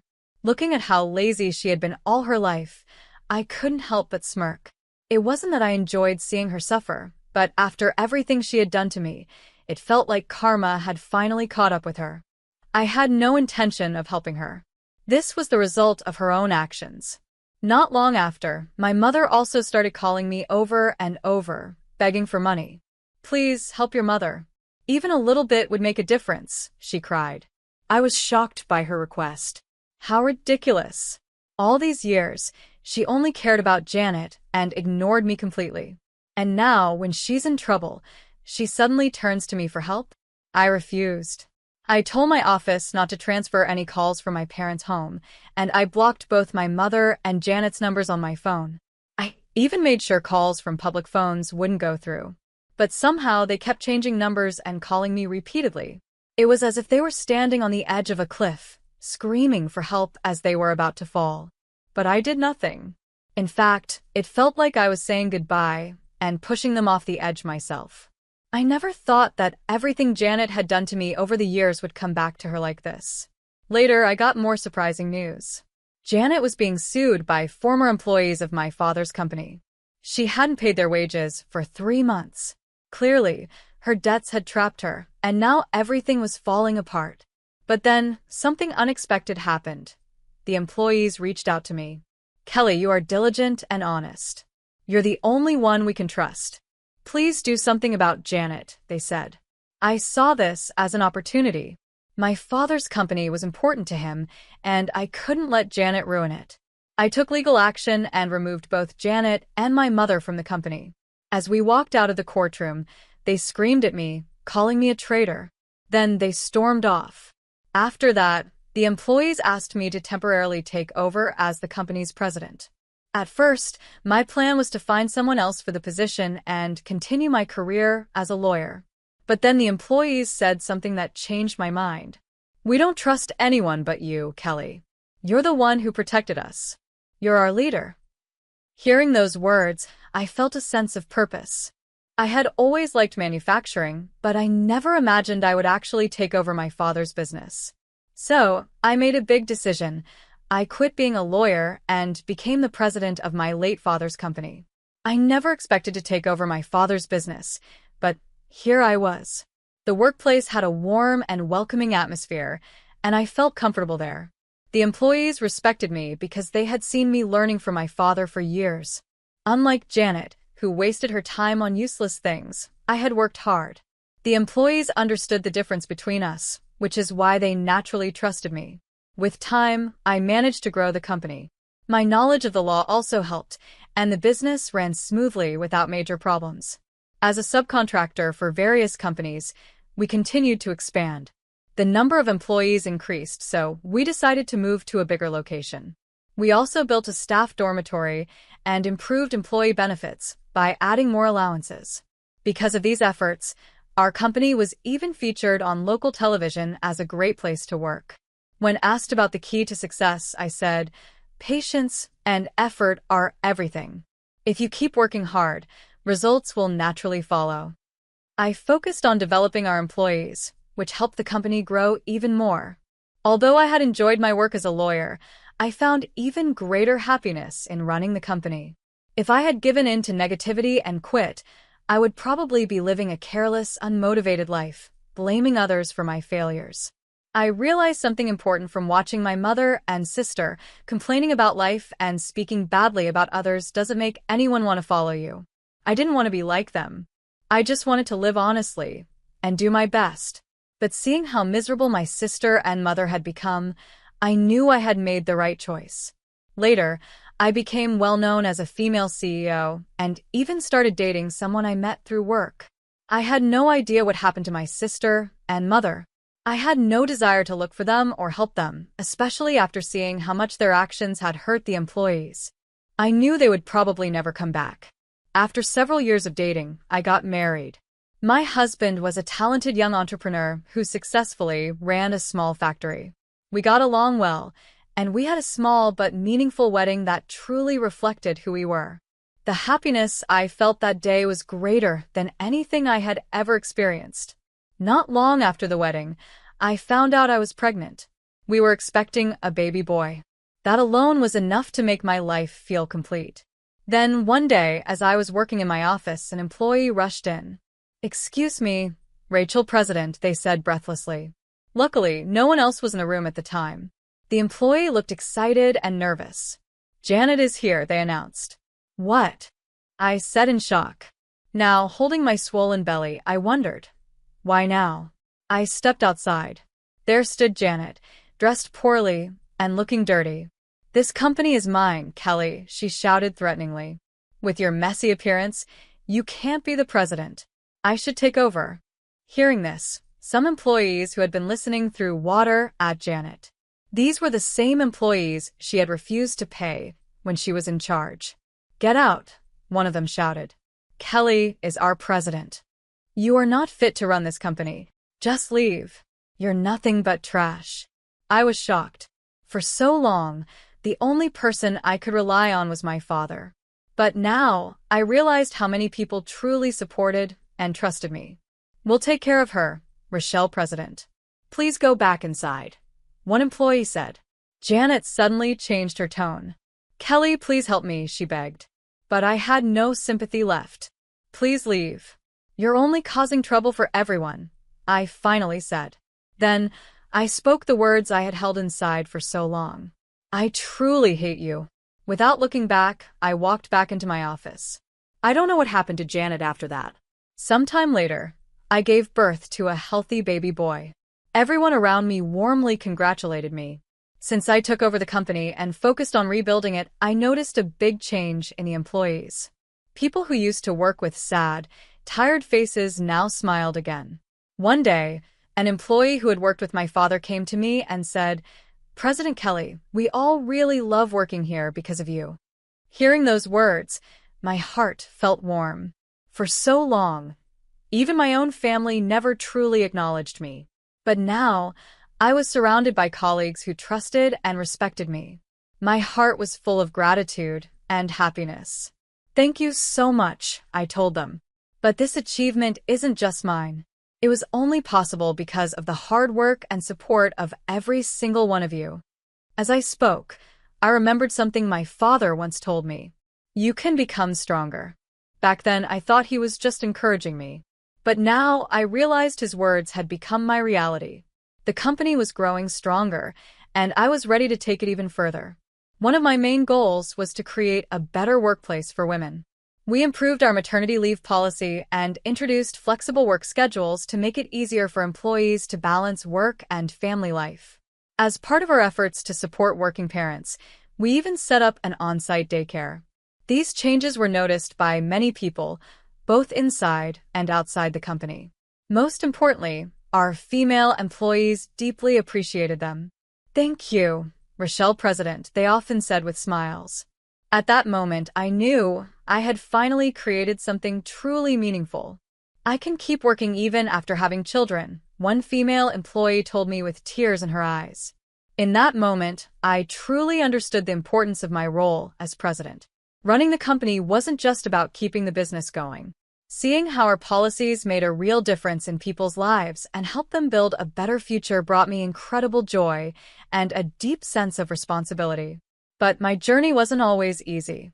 One day, an employee who had worked with my father came up to me and said, "President Kelly, we all really love working for you." Hearing that, I felt a warmth in my heart and was overwhelmed with emotion. For so long, I had never been recognized by my own family. But now I was trusted and appreciated by so many colleagues.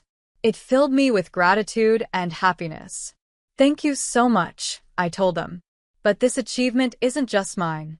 It was only possible because of the support and hard work of each and every one of you. As I spoke, I remembered my father's words, "You can become stronger." At the time, I thought he was just encouraging me. But now, I realized that his words had come true. The company was growing stronger, and I was thinking of new ways to improve it. I especially wanted to create a workplace where women could succeed. We introduced better maternity leave and flexible working hours so employees could balance work and family more easily. We also set up a daycare center to support working parents. These changes attracted attention both inside and outside the company, and our female employees deeply appreciated them. "Thank you, President," another employee told me, her voice shaking with emotion. "Because of you, I can keep my job even after having kids." Seeing how much this meant to her made me realize how much impact my work had. Being president was no longer just about keeping the company running, it was about changing lives. That gave me a deep sense of purpose. But my path wasn't always smooth. As a young female president, I often faced opposition. "Is it really okay for someone so young to be in charge?" some people whispered.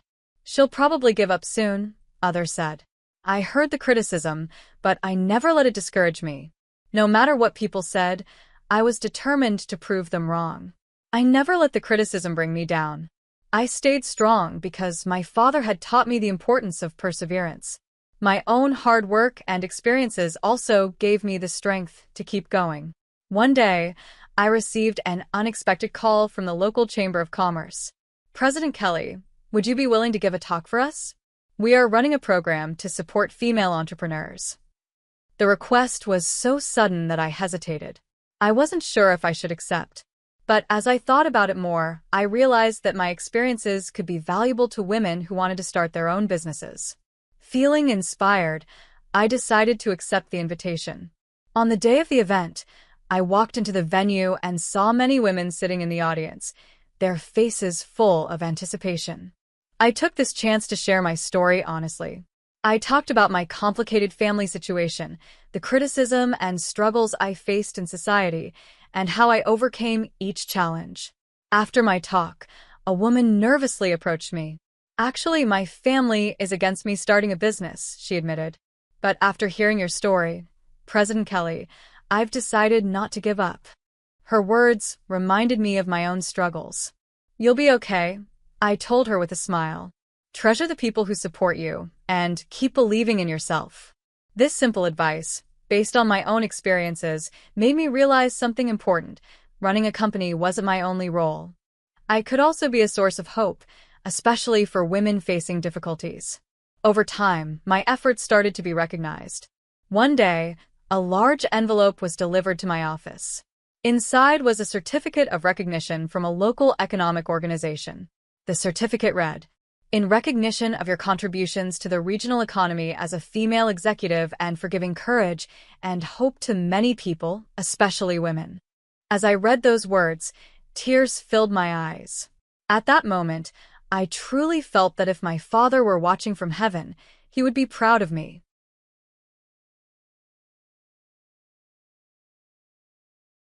My name's Cheryl. I grew up with my mom, Sophia, in a small apartment on the edge of town. My dad left when I was 3. He didn't leave much behind, just a blurry memory and a lot of unanswered questions. Mom never said bad things about him, but the sadness in her eyes when his name came up told me everything. It was just the two of us, and she worked so hard to give me everything I needed. She worked long hours, even weekends. Sometimes, I'd come home from school and find her asleep on the couch, still in her work clothes, too tired to make it to bed. That was our life. Simple, tough at times, but filled with love. Seeing her sacrifice so much lit a fire in me. I wanted to make something of myself and make her proud. While other kids partied, I buried myself in books. My hard work paid off when I got a scholarship to study economics at State College. When I got my acceptance letter, Mom cried happy tears for the first time. "You did it, baby," she said, hugging me tightly. You're going places. I just know it. College was a whole new world.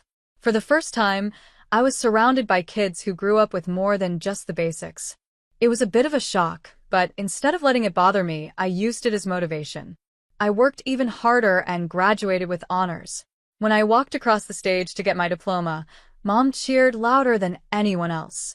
The pride in her eyes made all the hard work worth it. But that was just the beginning. With my new degree in hand, I was ready to face whatever came next. I got a job as an economist at a big company in the city. It was time to start a new chapter. You call me every week, okay?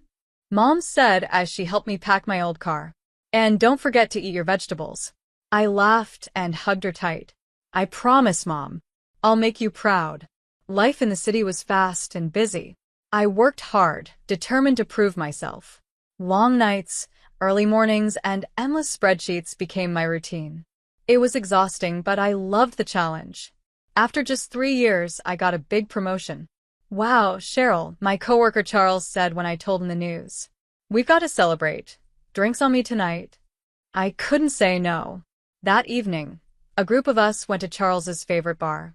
The music was loud, the drinks kept coming, and for the first time in a while, I let myself relax.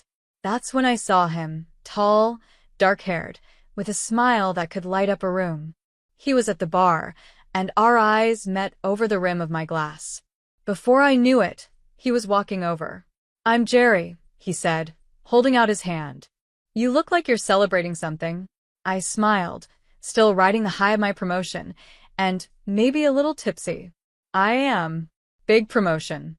I'm Cheryl, by the way." We talked all night. Jerry was charming, funny, and genuinely interested in what I had to say. By the time we exchanged numbers, I was already smitten. A week later, we had our first date. Then another. And another. 7 months flew by, and I was head over heels for him. One crisp autumn evening, Jerry proposed. We were in the park where we'd had our third date, surrounded by trees glowing with red and gold leaves. He got down on one knee and slipped a stunning diamond ring on my finger. It felt like a dream, a fairy tale come to life. But a week later, things took an unexpected turn. Jerry told me it was time to meet his parents. "They're excited to meet you," he said, but something about his smile didn't feel right. I should have known something was up when we drove up to a huge mansion. The lawn was perfect, the cars shiny and expensive. This was serious old money. "Your parents live here?" I asked quietly. Jerry just nodded and led me to the front door. Before we could even knock, the door opened and an older couple stood there. They looked like they had stepped out of a fancy magazine. "Cheryl, these are my parents, Timothy and Janice," Jerry said. They gave me polite smiles, and I thought I caught an Italian accent. Inside, the house was like a museum. Antique furniture, priceless artwork, and everywhere I looked, there were portraits of stern-faced men and women in fancy, old-fashioned clothes. "Our ancestors," Janice said, noticing my stare. "All noble families from Italy. This one," she pointed to a particularly grim-looking man, "was a count in the royal court." I just nodded, completely out of my element. This wasn't my world. It felt like I'd stepped into another universe. "Shall we have dinner?" Timothy said, leading us to a dining room big enough for 30 people. I sat down and stared at the silverware in front of me, forks and spoons of all shapes and sizes. It looked like a shiny minefield. When the first course arrived, I froze. Which fork was I supposed to use? I glanced at Jerry, panic rising in my chest. He gave me a small smile and nodded toward the outermost fork. I grabbed it, feeling like a kid pretending to be an adult. The whole time, I could feel Timothy and Janice watching me. Their looks weren't outright rude, but I could sense their judgment. I felt out of place and embarrassed, like I didn't belong. As I struggled through the meal, my mind drifted to my mom and our little kitchen table. We used to eat TV dinners and laugh about our day. I missed that warmth, that comfort. As the main course arrived, Janice locked her sharp eyes on me. "So, Cheryl," she said in a voice that sounded sweet but wasn't, "tell us about your family. What do your parents do?" I swallowed hard, feeling my face turn red. Well, I was raised by my mom. She's a waitress. And your father's? Timothy asked, raising an eyebrow. He left when I was 3.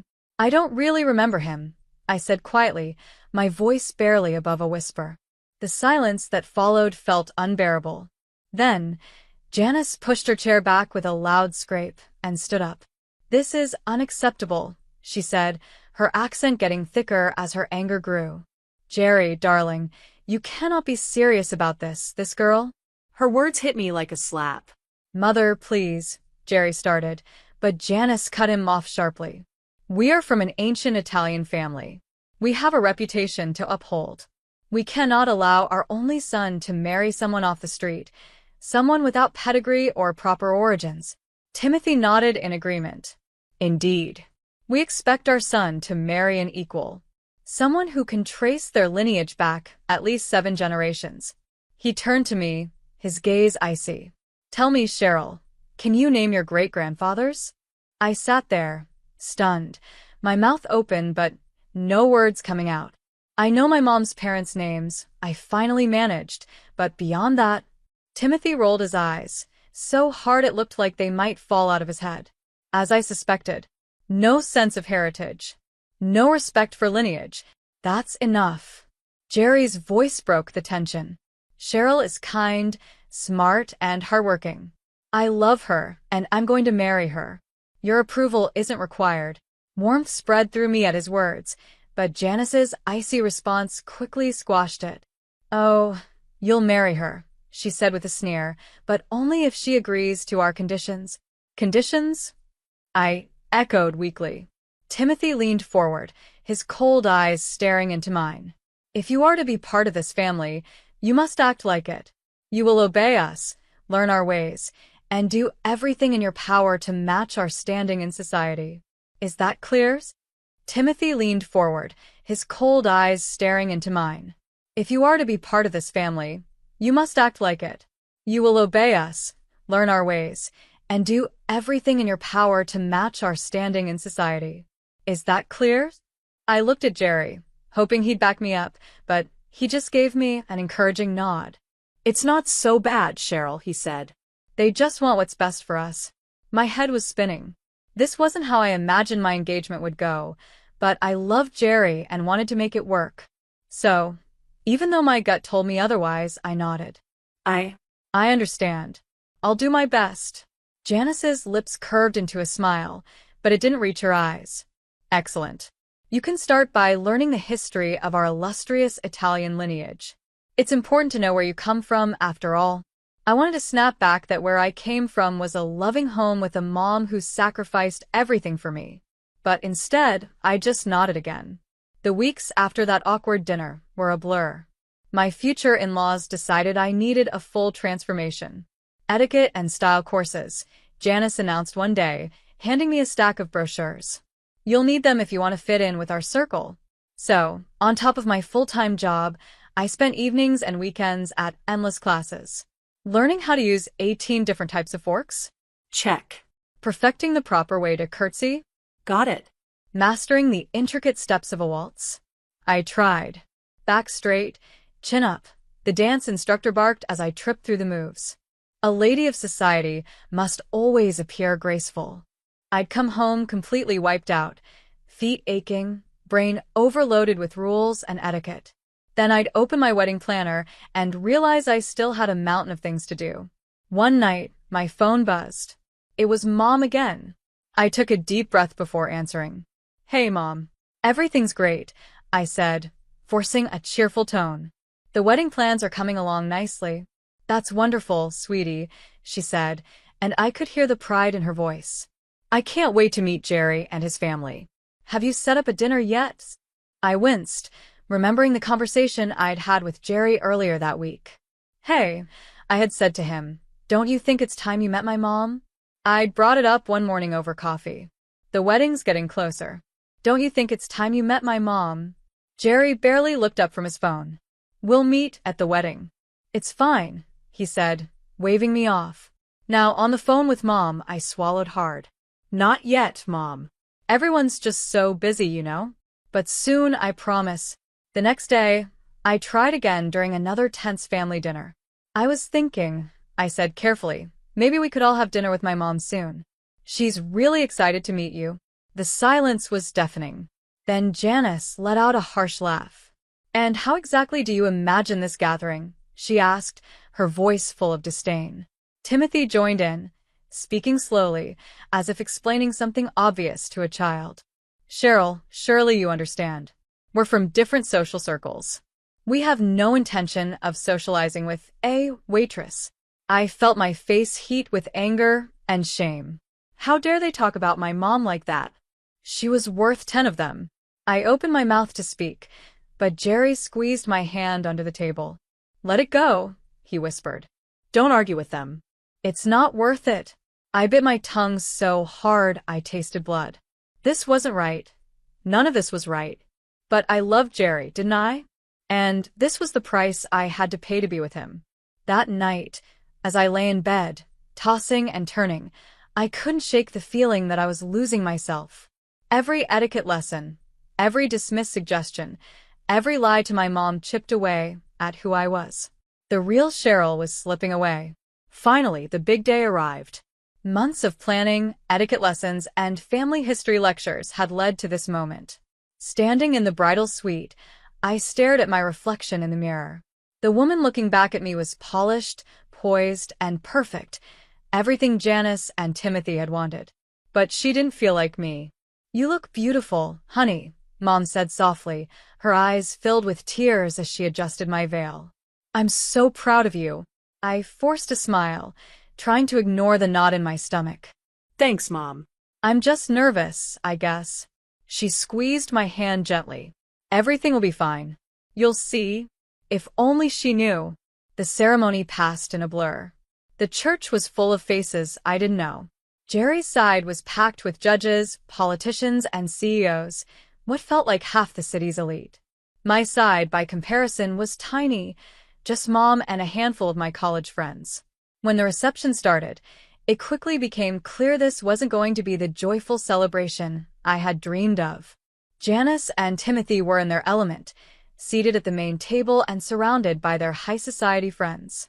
Meanwhile, I felt like I was just there to amuse them. Cheryl, darling, Janice called out, her voice syrupy sweet, be a dear and fetch us some more champagne. Oh, and some of those crab cakes. Chop chop. I froze, stunned. Was this really happening on my wedding day? But it didn't stop there. For the next hour, I found myself running back and forth, fetching drinks and snacks while trying not to trip over my long white dress. With every trip, I could feel Jerry's relatives watching me, their whispers and quiet laughs following me like a shadow. By the time I finally made it back to my seat, I was exhausted and on the verge of tears. Jerry was nowhere to be found, probably off mingling with some important guest. It'll get better after the ceremony, I told myself. Once we say our vows, they'll have to treat me like family, right? But as if reading my mind, Janice's voice rang out across the room. Cheryl, she called loudly, loud enough for everyone to hear. As the new Julie daughter-in-law, it's your duty to serve our table for the entire evening. After all, the most important guests are seated here. Something inside me snapped. Months of frustration and humiliation came bubbling to the surface. No, I said, my voice trembling. I will not, I said firmly. It's my wedding day, and there are waiters for that. The room went silent. Janice's face twisted with anger. How dare you, she hissed. You will do as you're told, and know your place. You ungrateful little nobody. You have no right to contradict me, a woman of breeding and pedigree. Fury and embarrassment burned inside me as I turned and stormed off to find Jerry. I spotted him at the bar, laughing with his college friends, a half-empty champagne glass in his hand. Jerry, I hissed, grabbing his arm. We need to talk. Now. He turned to me, his eyes slightly unfocused. What's wrong, babe? Can it wait? I'm in the middle of a story. Ignoring him, I dragged him to a quiet corner, my hands shaking. Your mother is treating me like a servant on our wedding day, and you're here drinking and laughing like nothing's wrong. Jerry's expression darkened. Are you serious right now? You're bothering me with this nonsense? I stared at him, stunned. Nonsense? Jerry, they're humiliating me in front of everyone. He rolled his eyes and swayed slightly. Oh, come on. Just do what they ask. It's not a big deal. You should be grateful they're even accepting you into the family. Grateful? I repeated, my voice filled with disbelief. Yeah, grateful, he sneered. Do you think I didn't have other options? Prettier girls, richer girls, girls from good families. I chose you, Cheryl. The least you could do is try to fit in.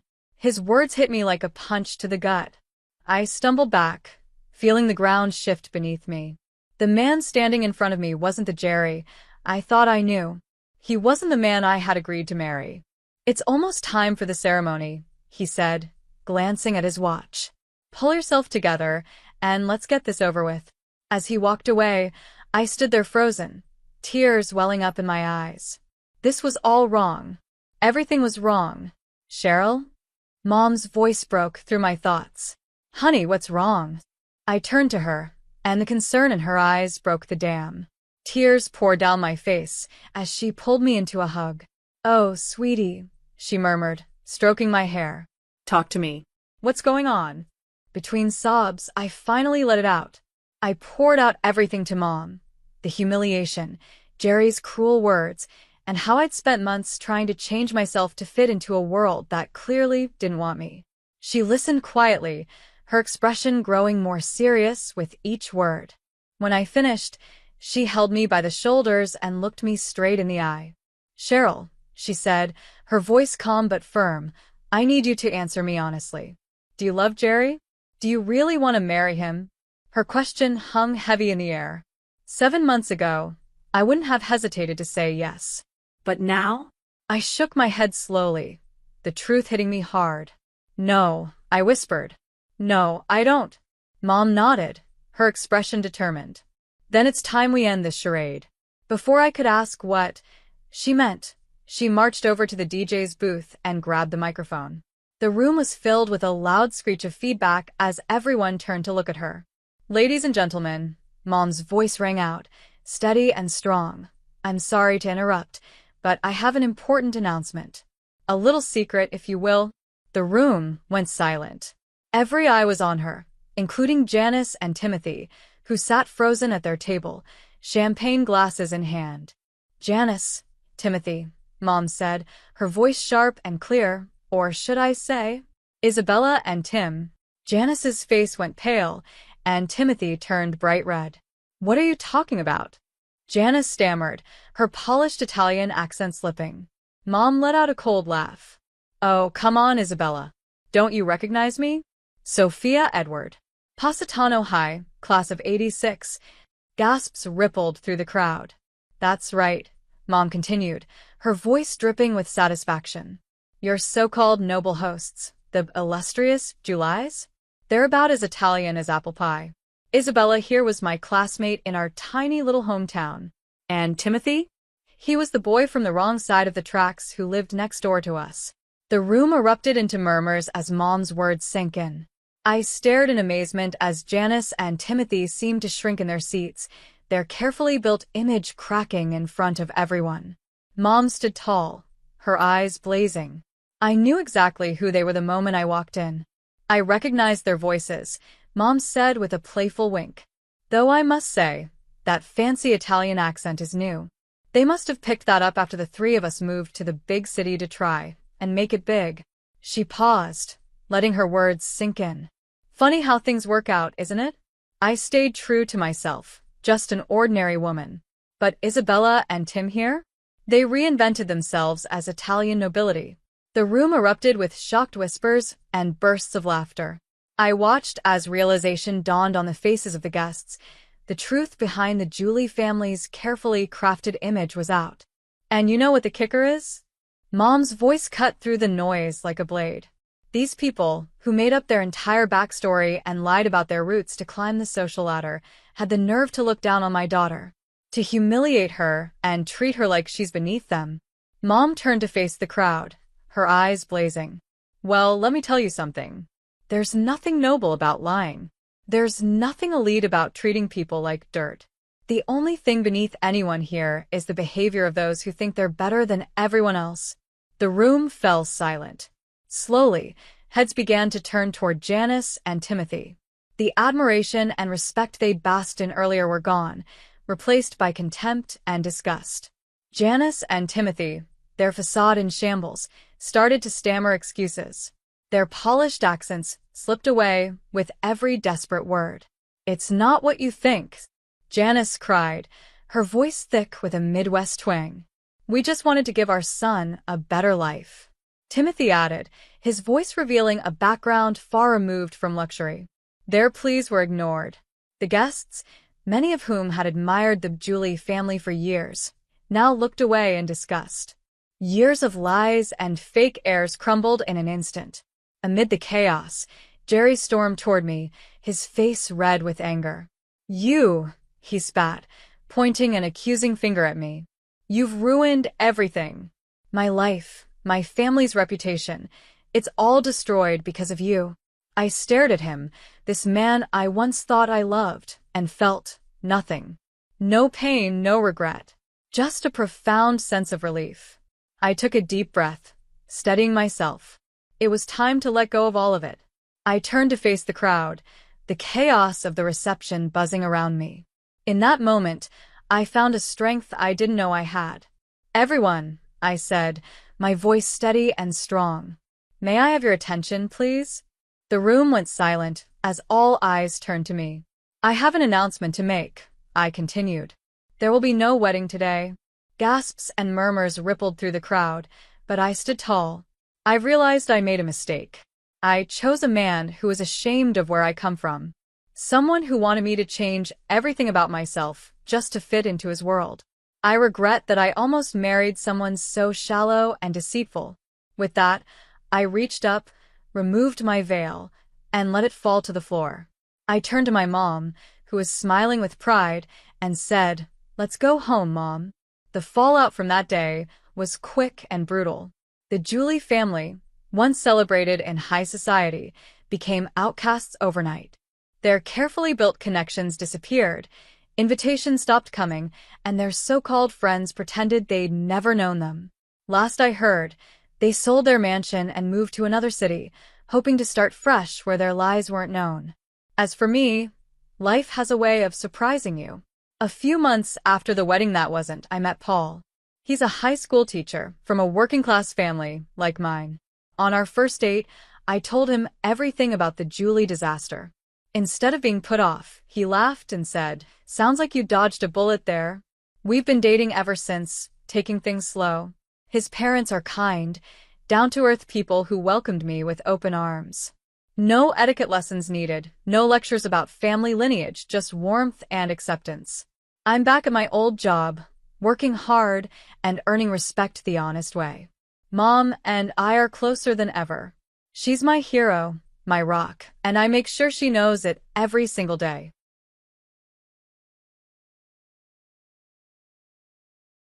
Hi, I'm Rachel. Before I get into my story, please take a moment to like this video and subscribe to hear more about how I got through one of the hardest nights of my life, an experience that changed everything for me. Thanks for watching. That evening started out as a special occasion. It was supposed to be a celebration at Mrs. Raymond's fancy house. Everything looked perfect. The beautiful crystal chandeliers gave off a soft light, and the table was set with fancy dishes. It was meant to be a happy family dinner, or at least I thought so at the time. I was excited because I had some big news to share. I had recently gotten a promotion at work, which was a big step in my career in marketing. As I got ready for dinner, I remember smoothing out my dress, feeling a bit nervous but mostly happy, imagining how everyone would congratulate me. I took a deep breath, ready to share my achievement with the family. As we started eating appetizers, I leaned toward my husband, Elijah, and whispered, "I have great news." He nodded, encouraging me to go on. I then turned to the rest of the family and announced, "I've been promoted to senior marketing director." But instead of hearing cheers or applause, there was an uncomfortable silence. Mrs. Raymond, Elijah's mother, looked at me with narrowed eyes, her lips pressed into a tight line. She leaned over to Elijah and said, just loud enough for me to hear, Is this what we raised him for? To be overshadowed by his wife's career. Elijah, who had always been supportive, suddenly seemed small and uncomfortable under his mother's glare. His smile disappeared, and he pulled his hand away from mine under the table. I tried to keep the mood positive, saying, "This is a great opportunity for us, Elijah. The raise is substantial." But before I could finish, Mrs. Raymond interrupted. Her voice was full of judgment as she said, "What about starting a family, Rachel? Do you think money can replace the joy of having children?" Elijah, to my shock, chimed in, his tone suddenly cold. "Yeah, Rachel. When are you planning to settle down? This career isn't everything." His words cut deep. It wasn't just what he said, but the way he said it. I felt betrayed. I looked at him, hurt, and said, "I thought you were proud of me." My voice trembled with emotion. As the main course arrived, the conversation shifted to other topics, but the tension didn't go away. It lingered in the air, much like the smell of the pot roast on our plates. Elijah's attitude became more hostile, his expressions matching his mother's disapproving frowns. When dessert was placed on the table, Elijah suddenly stood up. He threw his napkin down in frustration and said loudly, "You should know your place, Rachel. You're my wife, not my competitor." His voice echoed in the dining room, and I felt my world shatter. This night changed everything for me, and I'll never forget how it all unfolded. I stood up, my heart racing. "Being your wife doesn't mean I have to give up my dreams, Elijah," I said, my voice trembling with emotion. "I deserve respect, not this." Before I could say anything else, something happened that I still see in my nightmares. Elijah, in a sudden flash of anger, raised his hand and slapped me across the face. The sharp sound of the slap echoed through the room, immediately silencing everyone. I put my hand on my cheek, frozen in shock, as pain spread across my face. Every pair of eyes at the dinner table stared at us in disbelief, but no one said a word. Without speaking, I slowly pushed my chair back, the legs scraping loudly against the hardwood floor. My mind was spinning, but I kept my movement steady. I walked toward the foyer, the sound of my heels on the marble floor echoing like a steady drumbeat, signaling my escape. I grabbed my purse and didn't bother to look back. I opened the door and stepped out into the cool night air. The door closed behind me with a soft click, marking the end of one chapter in my life and the start of a new, uncertain one. In that moment, I knew my marriage was over.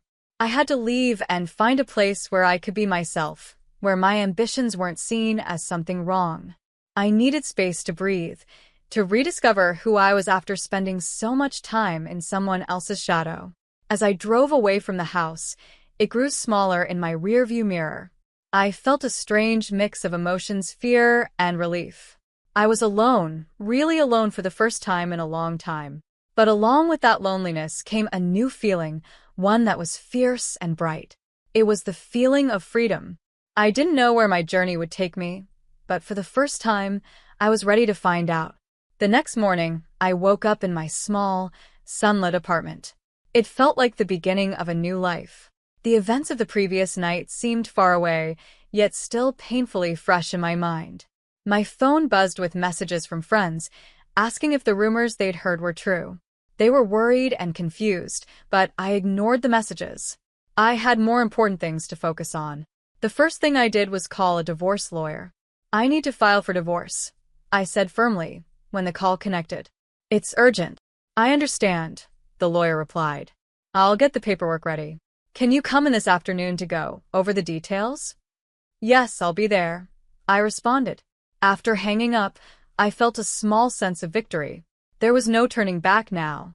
At work, I tried to stay focused, but my mind was somewhere else. My boss, Mr. Bradley, noticed my distraction. "Is everything okay, Rachel?" he asked gently. I just nodded, knowing that things were far from okay, but also knowing that I was taking the first steps toward a better, stronger version of myself. "I'm dealing with some personal issues, but I'll manage." "Thank you," I told my boss. He gave me a thoughtful look.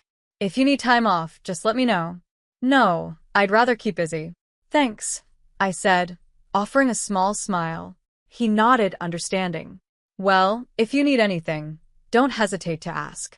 I was grateful for his support and immediately buried myself in my work. The familiar tasks were a great distraction, helping me focus on something other than the chaos in my personal life.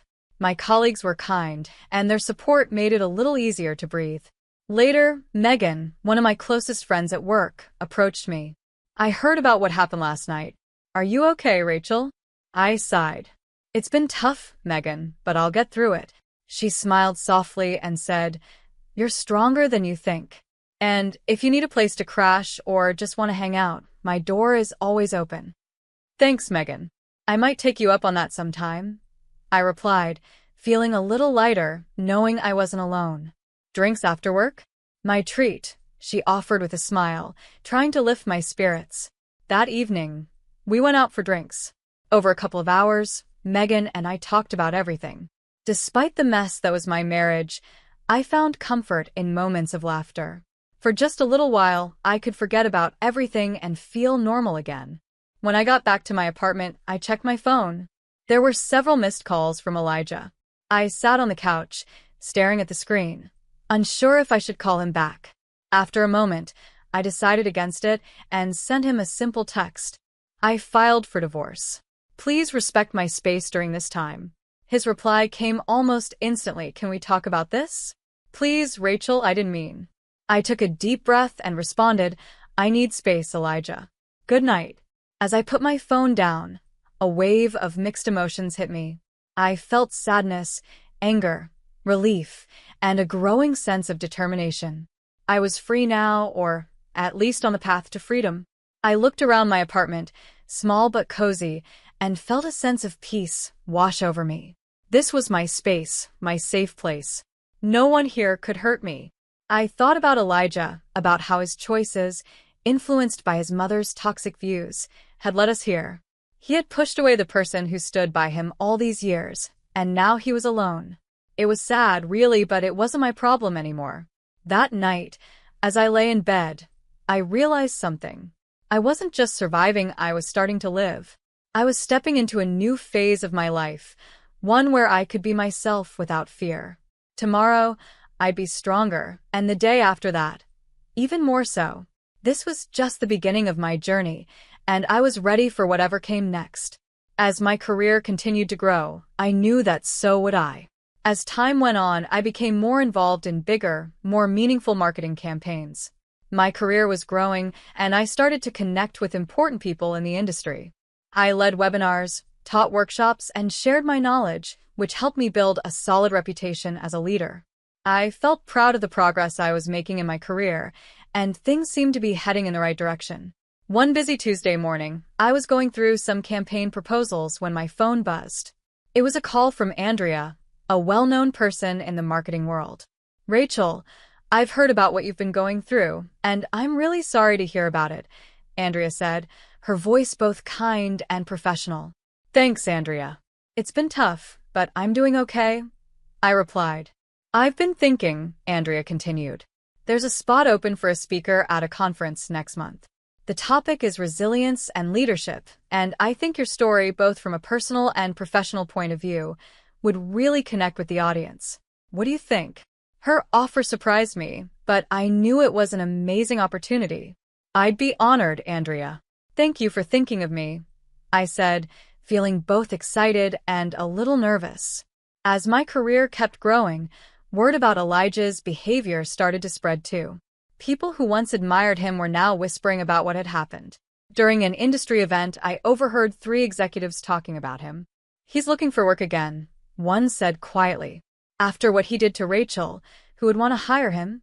The other replied, shaking his head. While I was thriving in my career, Elijah was struggling.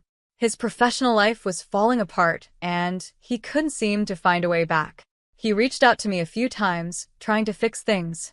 One afternoon, I received a text from him asking if we could meet for coffee. Against my better judgment, I agreed. When we met, Elijah's voice was soft and full of regret. Rachel, I'm sorry. I was wrong, he said, looking down at his hands. I've lost so much. I can't find work anywhere. It feels like every door is shut. I listened but kept my guard up. Elijah, I can't go back and change the past. You made choices, and now you're dealing with the consequences. Can't you help me? Maybe talk to people, tell them I've changed, he asked, his voice hopeful. I shook my head. It's not just about what I say anymore, Elijah. People know what happened. It's out there. This is about the choices you made. Leaving the cafe, I felt a mix of pity and determination. Elijah was learning a tough lesson about respect and consequences, one that he had brought upon himself. Back at work, I threw myself into my projects with even more energy. My experiences, both the painful and the empowering, had shaped me into a stronger person. It was a bittersweet truth, but sometimes our personal struggles can lead to professional success. Through it all, I realized that these challenges had made me more resilient and more ready to face whatever came next in life. As I looked toward new projects and opportunities, I felt a deep sense of peace, knowing that I had made the right choices for myself. I had built a path that aligned with my values and my vision for the future. With the finalization of my divorce, it was like I could finally breathe again after what felt like an eternity of holding my breath. This new chapter in my life wasn't just about moving on. It was about taking all the lessons I had learned and using them to build a stronger, better future. At work, my role grew beyond the usual day-to-day tasks. I decided to start a mentorship program for young women in marketing, inspired by my own experiences of overcoming challenges. It was during one of these mentorship sessions that I met Cheryl, a smart and determined intern who reminded me a lot of myself when I was starting out. One day, during our session, Cheryl looked at me, full of curiosity, her notebook ready to take notes. "Rachel, how do you deal with criticism, especially from people who think you don't belong?" she asked. I smiled at her and said, "You listen to it, learn from it, and then let your work speak for itself. Never let someone else's doubts become your reality. Instead, use it as motivation to push yourself harder." Cheryl nodded and quickly jotted down what I said. "And what if things get really hard?" she asked. I leaned forward and replied, "That's when you reach out for help. Lean on your network, find mentors, and never be afraid to ask for support. We're stronger together." The mentorship program became one of the most rewarding parts of my life. But it wasn't the only thing that was going well. My social circle grew, too. I was often invited to speak at industry events and gatherings, where I shared my story and experiences. At one of these events, a networking dinner for marketing professionals, I ran into Randy, a former colleague who had heard about my recent accomplishments. "Rachel, I just wanted to say your talk was really inspiring," Randy said, clearly impressed. "How do you keep moving forward after everything you've been through?" I smiled, accepting his kind words. It's about not letting your past define your future. Every challenge is just another stepping stone to something greater. Our conversation soon shifted from casual to something more serious. We started discussing potential collaborations, and Randy asked, "Have you ever thought about writing a book? Your story could inspire so many people." His suggestion surprised me, but it also excited me. By the end of the night, I had exchanged contact information with a publisher who was also at the event.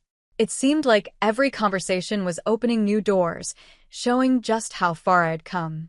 As my personal and professional growth continued, so did my confidence. I was no longer just trying to survive, I was thriving.